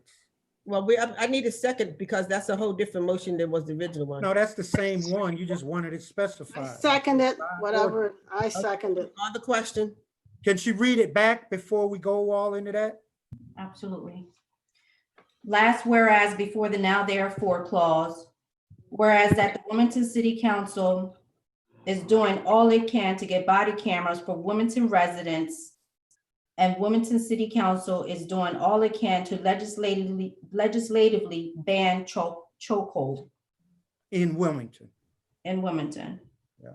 That's my motion. it's been moved in second. On the question, Yes. As the sponsor, do I speak first? no. Sure I do, on the motion. Councilwoman Ross, This is an ordinance, correct? this is yes, this is an ordinance. Resolution. Excuse me, it's a resolution. Resolution. It's an Okay, amendment. then never mind. I withdraw what I was going to ask. It's an amendment to the resolution. I understand that, Mr. Guy. I'm sorry, President. I should have addressed you. Thank you, ma'am. Councilwoman Oliver. Yes, Madam President, could you ask the sponsor to, I'm just trying to get some clarity on his resolution and this amendment and how does he feel? I'm just trying to get, can he explain that addition? Chris, elaborate on that addition. Hold on, we are I'm still on the question of the amendment. Okay, that's right. Okay, I'll wait. I'll come back. Okay, so with that, if there's no more other question of the amendment, I'll call for a vote for the amendment as stated by and repeated by the clerk. Seconded. All those in favor of the amendment, please say aye. Aye. All those opposed? No. No. Could we do a You roll have a call? roll call on it? Yes, roll call.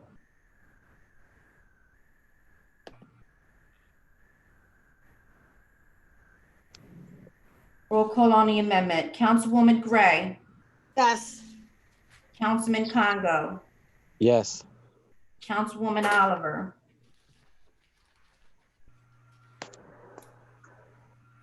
roll call on the amendment. Councilwoman Oliver, Present. Councilwoman Harley, Yes. Councilman Turner, Yes. Councilwoman McCoy, Councilwoman McCoy, Yes. Councilman Johnson, No. Councilman Friel, No. Councilman Adams, Yes. Councilwoman Dixon, Yes. Councilman Guy, Yes. Councilwoman Walsh, No. President Shabazz. No. Madam President, I'd like to say yes. Who was that? Oliver. Point of order. I haven't called the roll call, the tally yet, Councilman Turner. With all due respect, just a second. Are you answering the point of order or the president? Yeah, I'm answering. We're in the middle of a roll call. Right, there's no conversation in the middle of roll call. 9 yeas and 4 nays. Declared adopted. Your point of order, Councilman Turner. It's already gone. Councilman Guy. That's all I have. That's all I have, Madam President. Okay, Councilman Turner. Thank you, Madam President. Madam President, you might can give me clarity, or Councilwoman, you can ask Councilwoman Walsh. I think it was mentioned that the mayor came out with a press release or something stating that, and I may have missed the press release, that he stated that he's going to do whatever it takes to do body cameras. Is that correct? Is that what was stated on the record by Councilwoman Walsh? Correct. Okay, so us as council need to stop playing games, because we have legislation that's sponsored by Councilman CONGO and Councilman Turner that we already have in place for us to go ahead and get the money that he's claiming that he's going to get. So we ain't got to do no claiming. We ain't got to do no press release.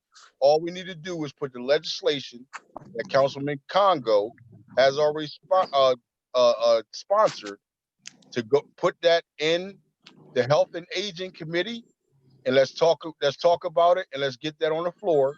And then the mayor can now put pen to what he's saying. He can now put action to what he's saying, because before it was all lip service. And now, since he put it on paper and said he'll do what he can do, let's put the legislation in front of him. Let's vote it out of committee in the Health and Aging Committee, and let's move forward as council. So now all of us don't have to do lip service. All of us that claim that we're civil rights attorneys and all this and that, now we can go ahead and move. Since the mayor said he's ready to move, we all can move.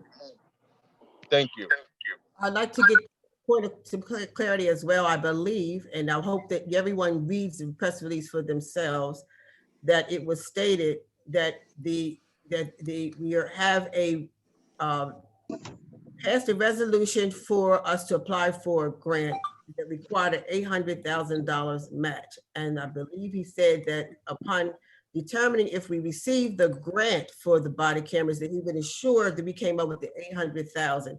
And if we were not awarded the grant, that he would work along with it to find the monies for us to get body cameras. I believe that's exactly what the press release stated. Thank you, Madam President, for that clarity.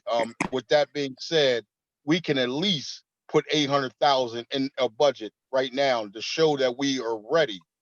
Even if we don't get awarded, at least we got that half of that money. When we do get awarded, we already got our half in the budget. So we ain't got to wait until after the award comes in October or November. We can go ahead and make the initiative as council with 10 African-American council members. We can go ahead and say, this is what we need for our community. So let's stop playing politics, and we can go ahead and do it, Madam President. Can we also do all of our job, which is to be traditionally responsible for the budget, for the funding and I'm just speaking on this term, this right here. So I understand about our jobs, but our job right now is about the legislation of body cameras. So our job is about the body cameras right now. So do your job and tell your mayor that we want $800,000 in it, and we already have legislation by Councilman CONGO and myself. Thank you, Councilman Walsh. But you made the statement, and now I'm going to put you to go back and tell him this is what we need. And we have legislation already, so you can put your vote to what we need and stop talking. Councilman Turner. Thank you. As I was stating before I was rudely interrupted, we also just passed a budget that we're not knowing what the effect of COVID-19 is going to have on our city, on our finances. So if our revenue does not come in, the only other revenue that we get are on the property taxes and water bills. That's on the back of our Your COVID task force is making sure You're out we of get order. reimbursed. Your COVID is getting reimbursed, so we got money. COVID has nothing to do with the cost of the body You're cam. going to get reimbursed, so we have money. You're out of order. I just want the public to understand what you're talking about, but also all the whole total ramifications of what our actions are. So if we go and spend that money when we can get a grant and we don't get the revenues to come into the city, we're going to have to got a grant last year. You didn't tell the public. You didn't tell the public that you're out of order. You didn't tell the public about the chief getting the application in last year late. You're out of order, Mr. Turner. Got it in late You're last out of year. order. Your public safety out of order. your public safety chair got it in late last year. Mute his mic. No respect for protocol, no respect for anything. You might not like me, but you need to respect this chamber and this legislative body. We took an oath that we would respect and follow the code of the Constitution. For the record, I love you. For the record, I love you. And it's embarrassing. You're right, we got this many Black people. We got crisis going on out here. We can't even talk about what we need to do collectively for the people that we're supposed to represent. Then everybody called themselves so pro-Black. Come on. I'm sick and tired. It's embarrassing. I've been at this for a long time. And so, like I said, where we are right now with this piece of legislation, is there any comment? I'm done with council members' comments. Are there any comments from the public? Seeing none, I ask for closing comments from the sponsor. My hand is up. Sue me, I'm out of order. Everybody else is my hand is up. Do you understand why people? Sue me. My hand is up. Lost it. Keep on, sue me. And Your so hand is up. That's why we had a Black man arrested. Councilman Guy, you're out of order. Councilman, you're dishonest. Comments. Clerk will call the roll. My hand is up. Councilwoman Gray. Put It it ain't down. a white hand. Remember you said you only recognized the white hand? Councilwoman Gray. Yes. Thank you. Councilman Congo. Yes. Thank you. Councilwoman Oliver. Yes. Thank you. Councilwoman Harley. Yes. Councilman Turner. Yes. Thank you. Councilwoman McCoy. Yes. Councilman Johnson. no. Councilman Friel. Yes. Councilman Adams. Yes. Councilwoman Dixon. Yes. Councilman Guy. Yes. Councilwoman Walsh. No. Council President Shabazz. No. 10 yeas and 3 nays. Declared adopted.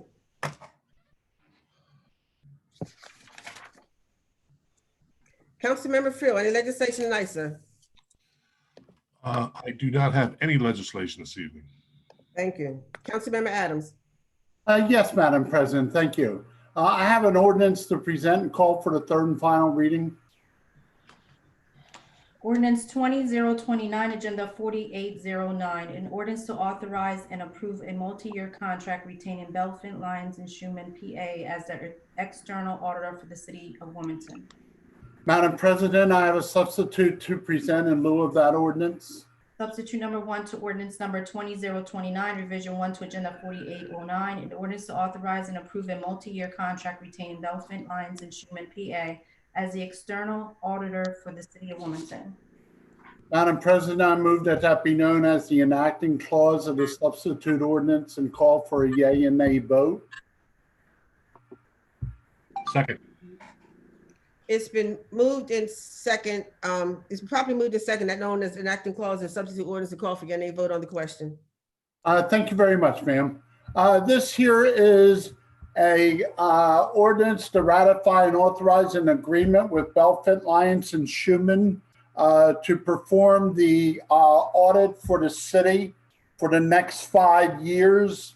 I realize the audit says the CAFR and the federal funds audit, which is a single audit act, but in essence, they're doing the audit for the city for the next 5 years. Belfin, Lyons, and Schuman is currently also the external auditor for the city. They've been the external auditor for the last 5 years. We put this out to bid. It was competitively bid by 5 different firms, and the audit review committee, which really acts like an audit committee function on any regular business, chose Belfit Lyons to continue as the external auditor for the next 5 years also. What I would like to note before I ask for the vote is that Belfit Lyons and Schuman did provide a letter to city council members describing their diversity program, and that was routed to everyone yesterday. Hopefully everyone had a chance to read that and answer your questions with regard to the diversity program that they have at Belfit Lyons and Schuman. And with that, I ask that we call for a vote on this, Madam President. Councilwoman Gray has. I'd like to compliment Councilman Adams for getting the information about the diversity program for the auditors. And I have a question. Does this include auditing for the Wilmington Housing Partnership? Because that was one of the requirements that the auditors that did that. So is this auditing company doing that auditing also?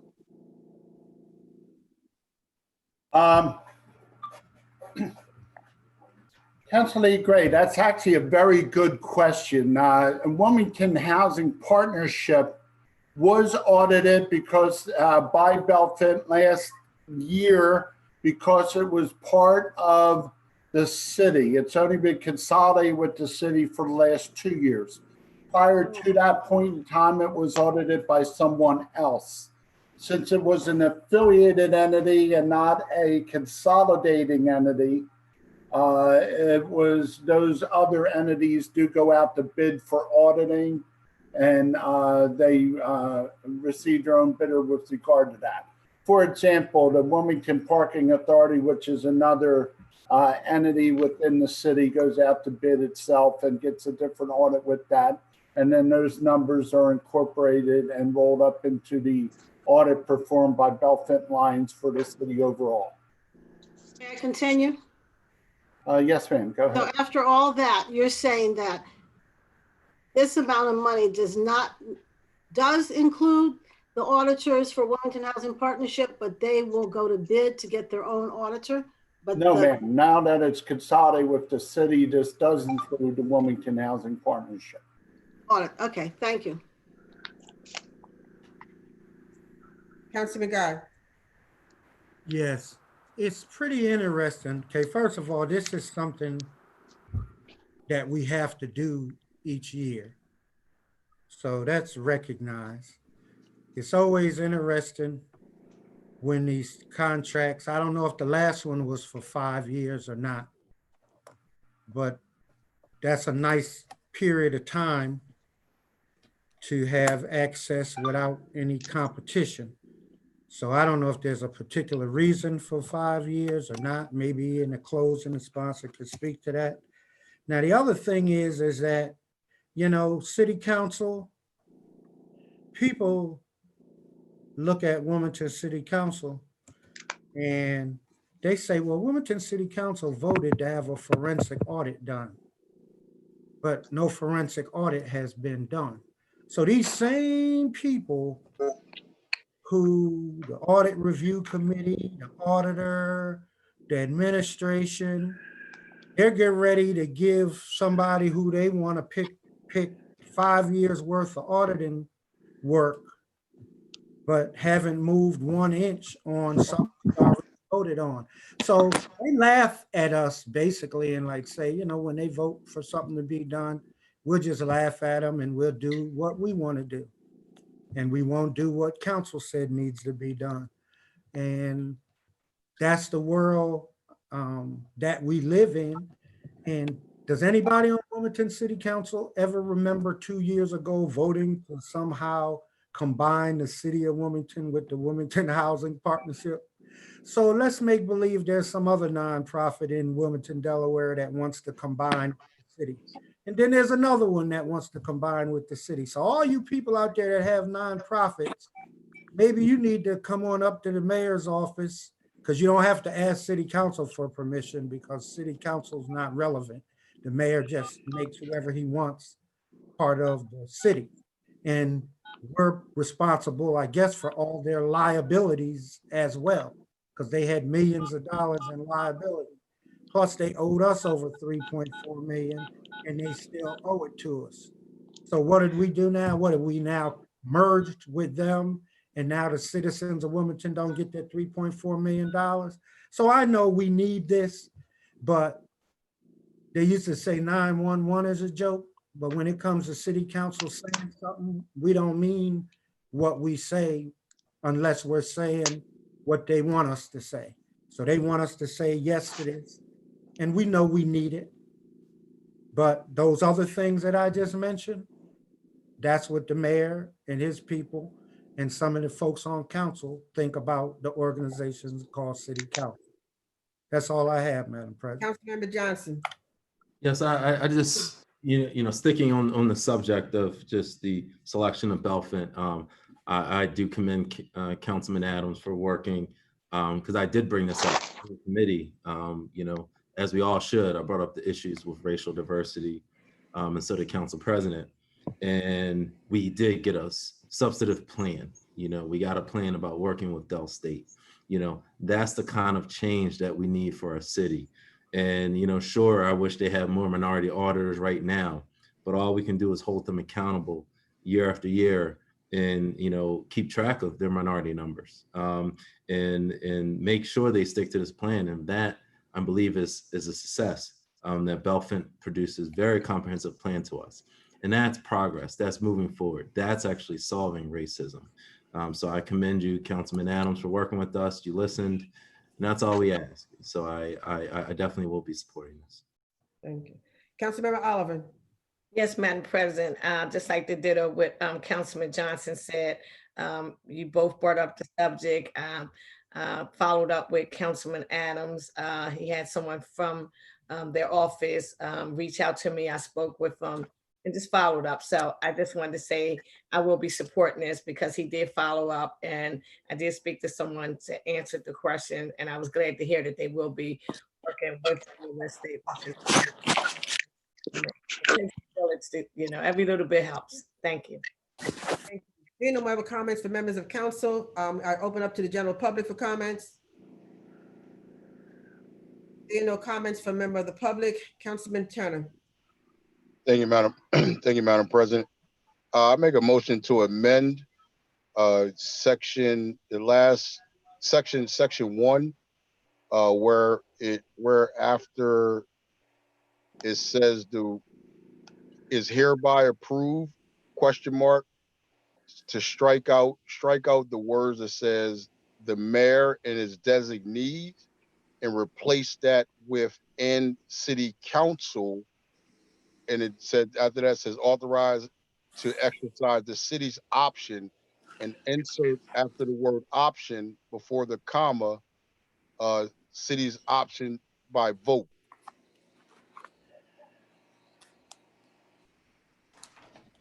Do I have a second? Second.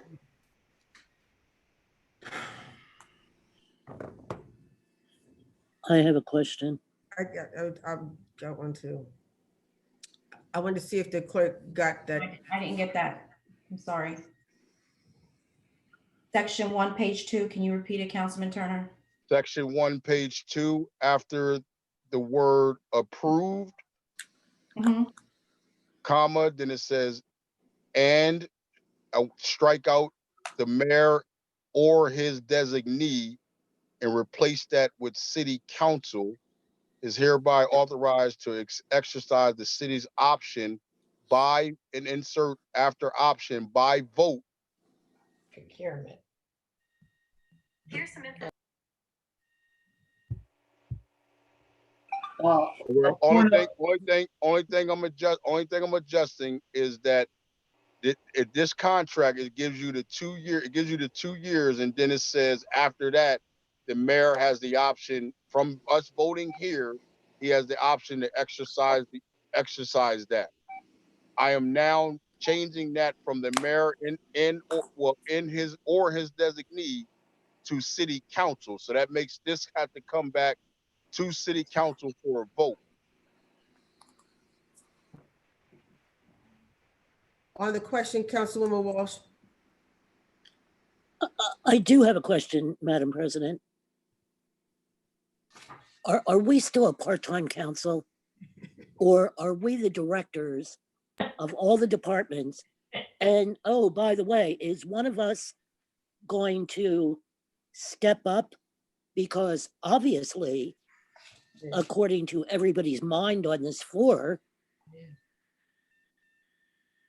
the guy sitting in the mayor's office shouldn't be sitting there. So why isn't somebody from this floor who wants as a part-time job to take control of Madam President. everything a mayor is supposed to do? Madam President, is this on the question or are we talking about? This the is mayor? on the question. This is on the question. Madam President, point of Point order. of order. It is not on the question. You're It is on the discussing. question. No Point one of discussed order, this on the Madam question President. with me. Point of order, You Madam can President. say Point of order as well. She's on the question. Sound What like part she's of the question? politicking. She's on the question of the amendment that you placed, and she's questioning the authority that you're trying to take away from the mayor, who is an executor in a contract. She's questioning that. She's questioning your amendment. Okay, so it's okay for her to question it now. Okay, got you. Outside of you taking from the treasurer before, but go ahead. Councilman Turner, please. You're out of order. Councilman Walsh, please continue. She had the floor. Yes, thank you, Council President. I just wonder how they think this is even possible.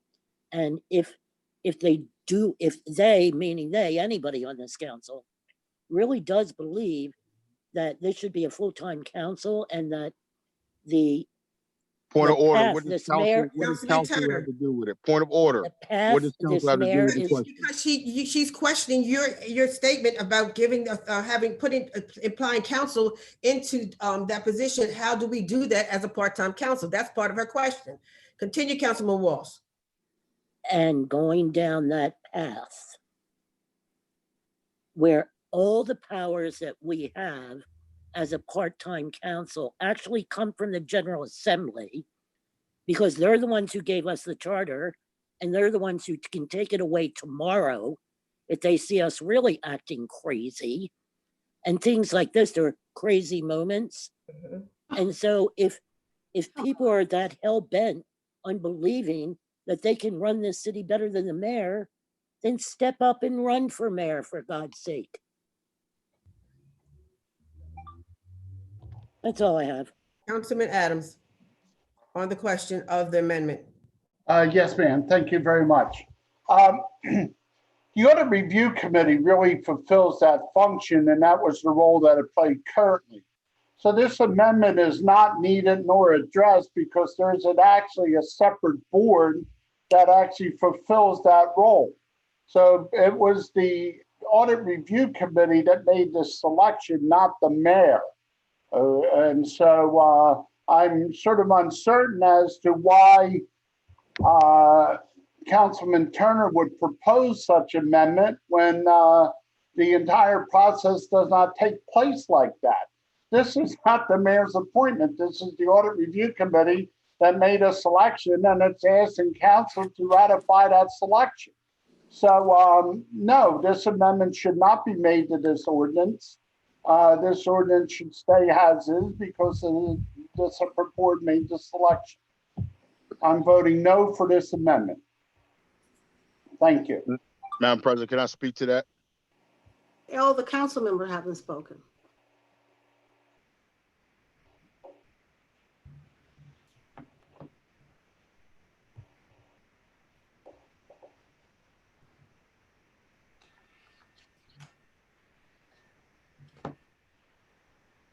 Is everybody finished talking now? As the presiding officer, I will get back to do my duty and now. My hand is up.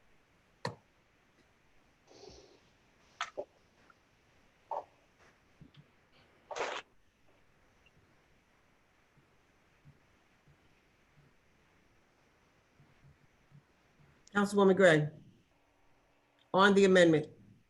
Thank you. I think what the amendment is discussing that after, and I don't have it in front of me, I didn't print it out, is that after the 2 years that council can vote, because it's a 5-year contract and we cannot monitor their diversity program when we've already signed up for 5 years. I don't have a problem with the contract. I don't have a problem with the firm, but I can see a need for the amendment so that after 2 years, if the mayor was going to have the option to change the authority of the accountant, then why not have city council have the ability to approve it? Or you could even put in there with the approval of city council. But I don't see the harm. We're not taking any authority away from the mayor. We're just saying you have to come to council to get it approved. And also, as far as our authority, we're supposed to be equal to the mayor's office. We're the No, we're not. We're not equal to the mayor's office. There's no we're equal, there's no we're equal and part different. of government. We're We the are slaves on the part of government. plantation. You a slave. You're the slave. Well, I was Actually, you in talking, the house. I'm not discussing being a slave, but we're supposed to be an equal branch of government. That's all I'm saying. And Councilwoman Walsh keeps acting like we don't have anything to say about what the mayor does and how he runs the city. And that's not true. That is our job. We're representing the residents of the city. Thank you. Councilwoman Oliver.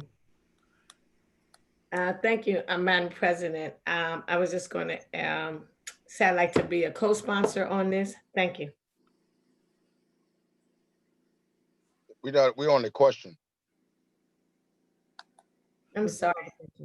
We're still on the question of the amendment.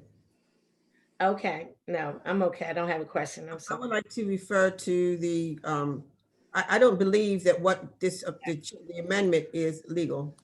It's something that can be done, first of all, within the body of, the way it's written. I believe Councilman Adams reflected on explaining that part.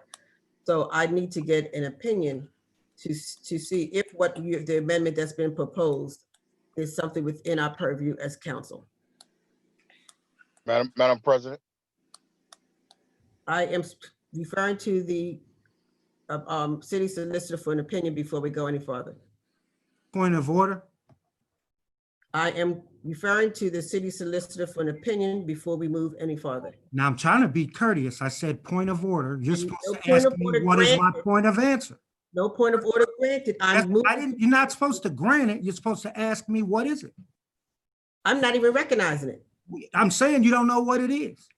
Relax. Why is everybody Point so of order. You're supposed to just say civilly, what is your point of order? Civilly. How you Yeah. gonna talk civilly? I just said I'm making an action. So can I do my action and get back to you? I had my hand up before that and you didn't call on me. Plus, we don't let the city solicitor answer legal questions. They're a parliamentarian. When I tried to get questions answered before, you said, well, I would like to refer to the parliamentarian for advice before I move forward on this piece of legislation or before the movement. I like to that parliamentarian has no business giving legal advice because you all didn't do it before. Please. I asked for point of order and she don't have the common courtesy to get it. Please.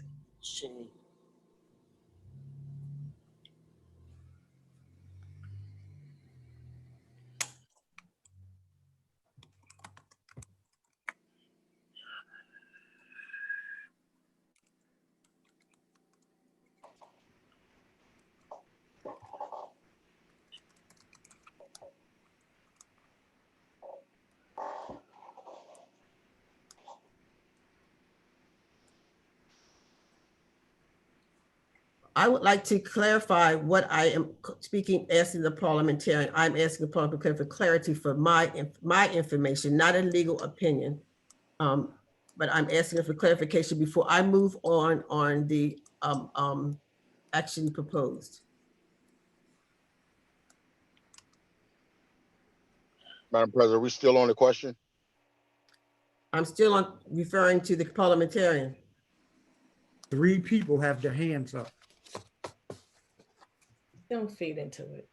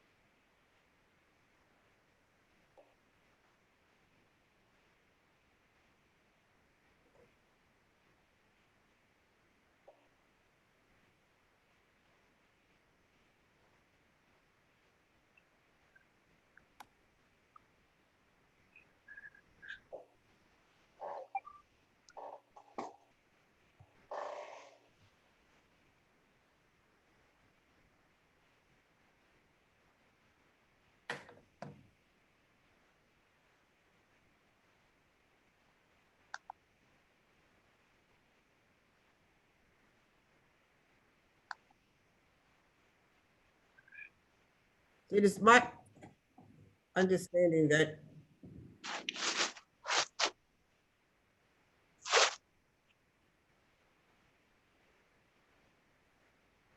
the clerk, could you clarify where the amendment was made? Is that within the ordinance itself?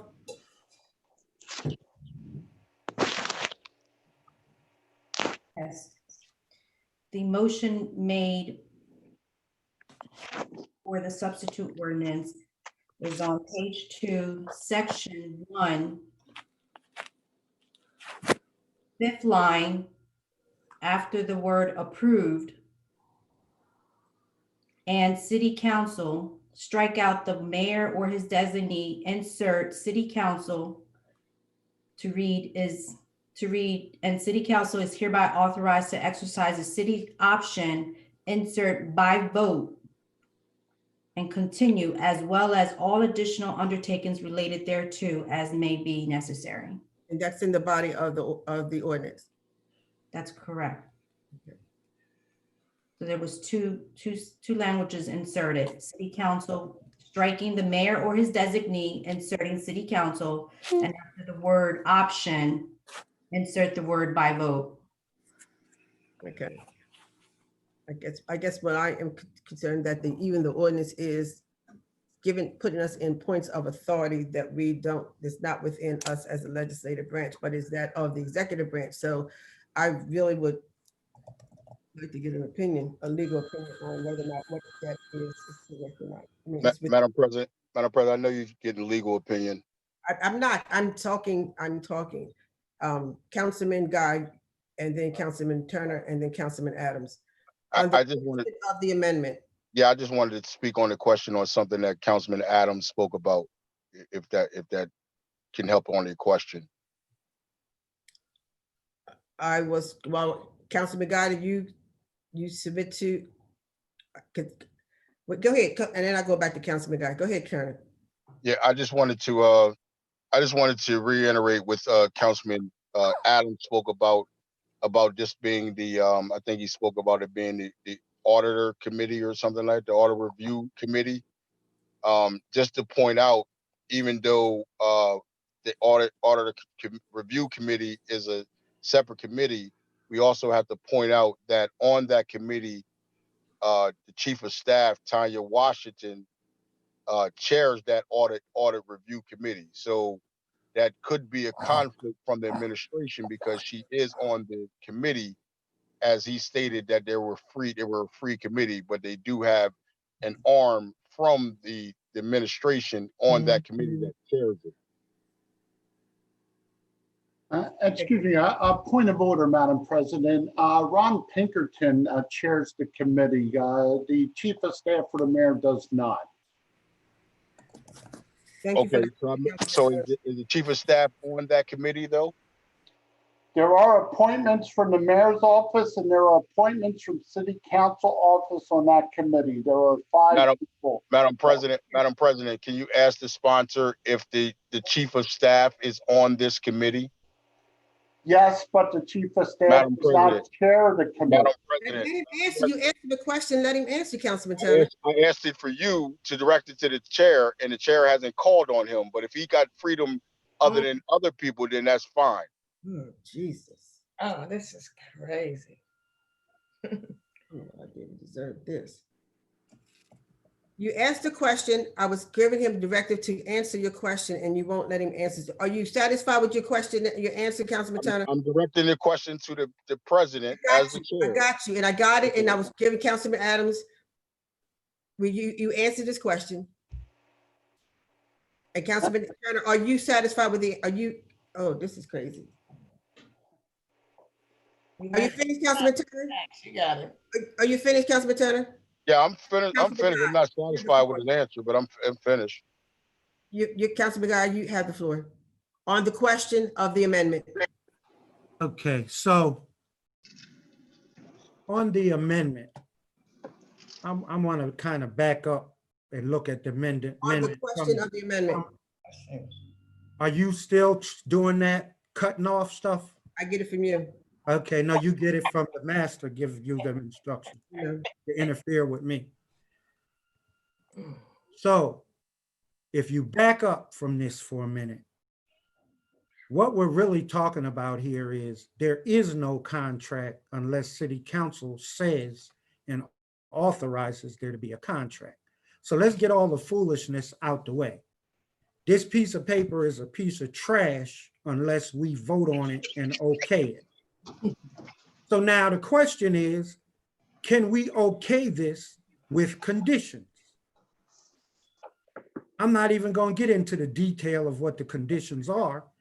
If we're the ones who have to okay this taking place, authorize it, then the question is, can we put some conditions on it?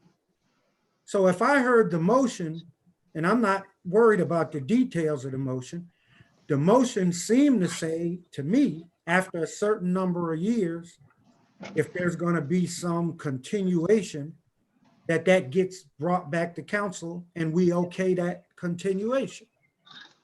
Okay, now we could just say that it's a 3-year contract.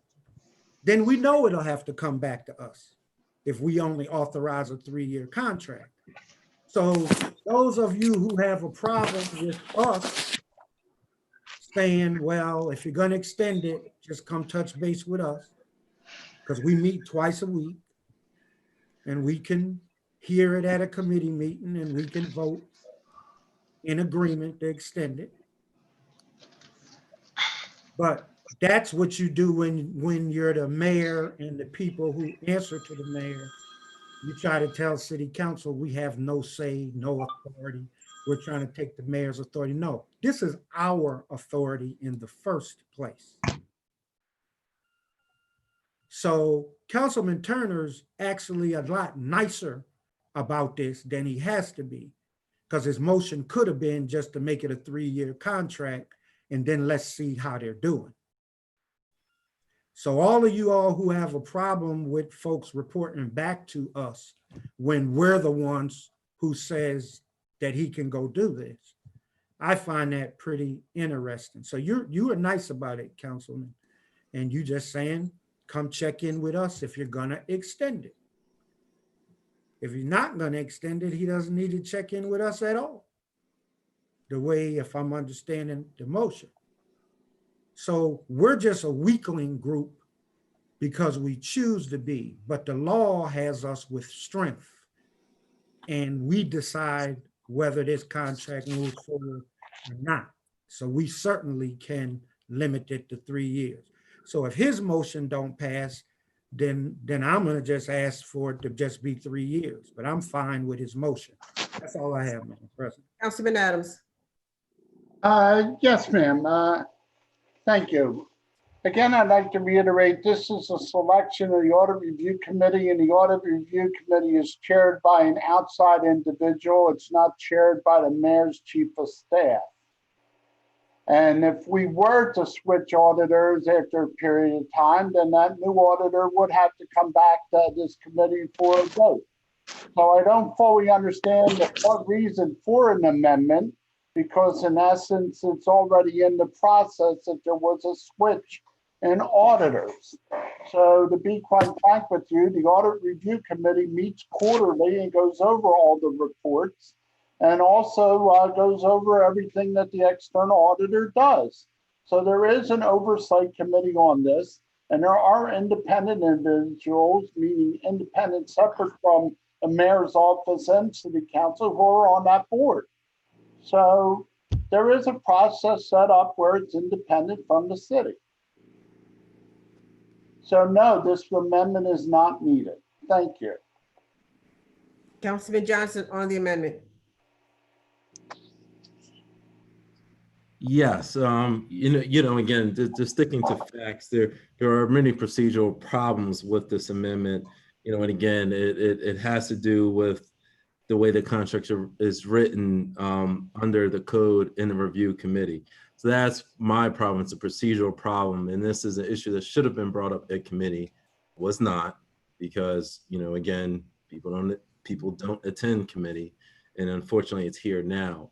Again, taking authority away from the executive branch is certainly something that can be done, but it has to be done in the right way. So I'm about process, and this is not the process to do that. We are not some towns are run by legislative bodies. You know, some towns have town councils that run the city, and actually the executive is different, but we don't have that. You know, we have a charter and we must adhere to that. So that's why procedurally this is not correct. It's going to be spun many ways, of course, but it's just not correct procedurally, and it's illegal to do this. So we can't vote for this.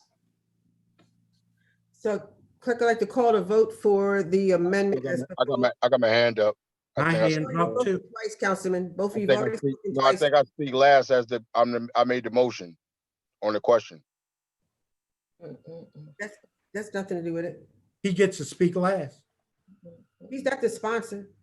I made the motion. But he's already spoke twice already. I only spoke once. Call the roll.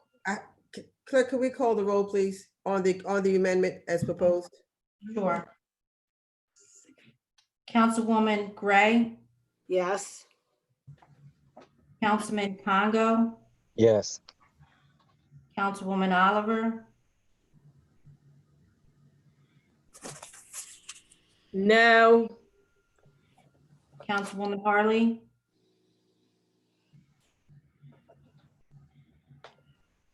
Everybody- Councilwoman Harley,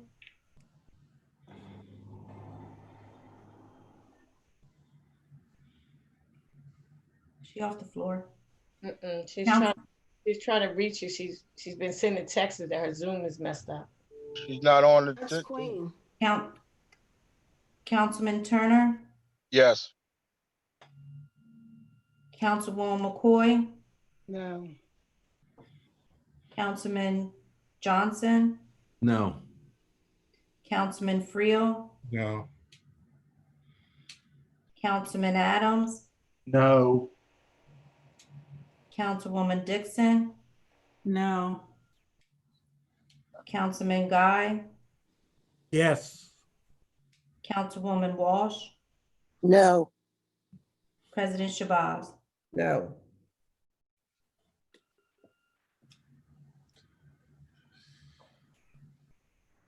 Four yeas, 8 nays, and 1 absent. Declared defeated. We're back to the ordinance as proposed. Fine.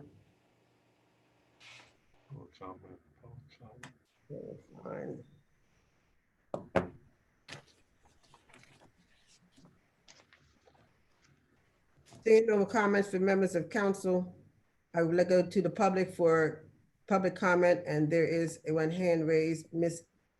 Goldner again. You have the floor, ma'am. Okay, good evening, Aaron Goldner. I'm listening in to you guys discuss pretty much balance in government. And I think that's why we do have the two branches. I'm not sure who has more power. I'm sure the executive makes the choices, but the way you keep things balanced is by having input by the other branches. And maybe there's some procedural issues within the audit committee. And how would anybody ever even know that if nobody's looking over? It's a huge job. I don't have the capacity to understand an audit of a city, but that you guys need to know what's going on there. I don't think any of you guys do, but that's, I don't know how legally you write that out, but if there's procedural issues within the audit committee, how would anybody know? Thank you. Seeing no other comments from members of council, clerk will call the roll. Councilwoman Gray, Yes. Councilman Congo, No. Councilwoman Oliver, Yes. Councilwoman Harley,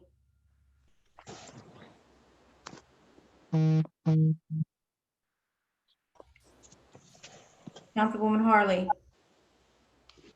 Councilman Turner, No. Councilwoman McCoy, Yes.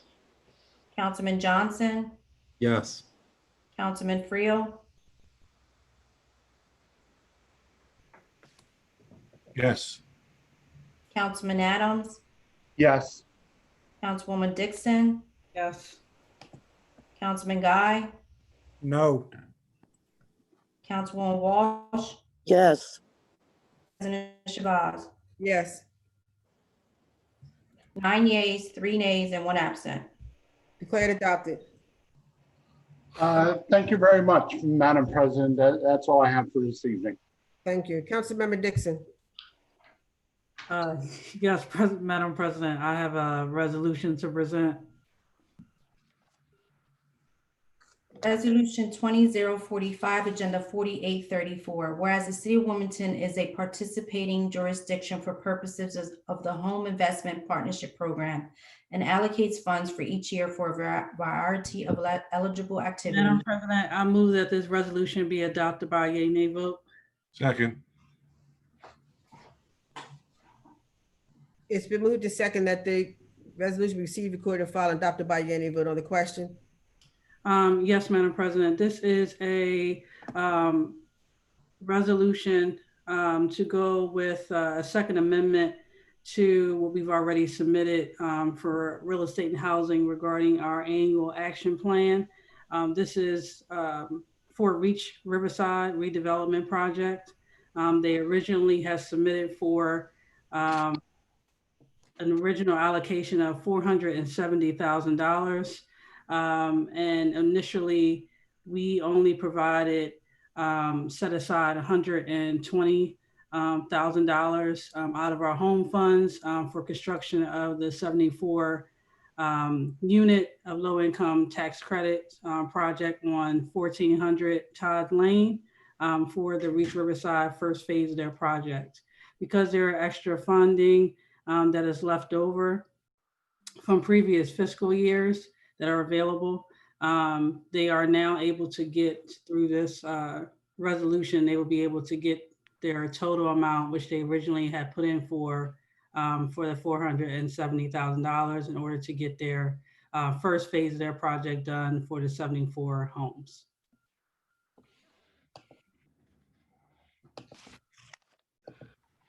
I see no comments from comments from members of council. Is there any comments from the public? Seeing none and no further comments from members of council, clerk will call the roll. Councilwoman Gray, Yes. Councilman Congo, Yes. Councilwoman Oliver, Yes. Councilwoman Harley, Councilwoman Harley, Councilman Turner, Yes. Councilwoman McCoy, Yes. Councilman Johnson, Yes. Councilman Friel, Yes. Councilman Adams, Yes. Councilwoman Dixon, Yes. Councilman Guy, Yes. Councilwoman Walsh, Yes. President Shabazz. Yes, 12 yeas and 1 absent. declared adopted. Councilmember Guy, any legislation? Nothing tonight, Madam President. Councilmember Walsh, No legislation, thank you. Madam President, I'd like to make a motion to adjourn. second. Second. Second. All those in favor signify by saying aye. Aye. Aye. Any opposed? Meeting adjourned.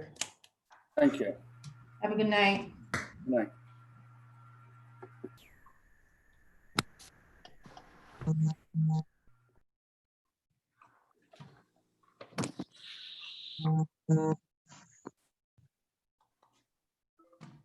She did not do community.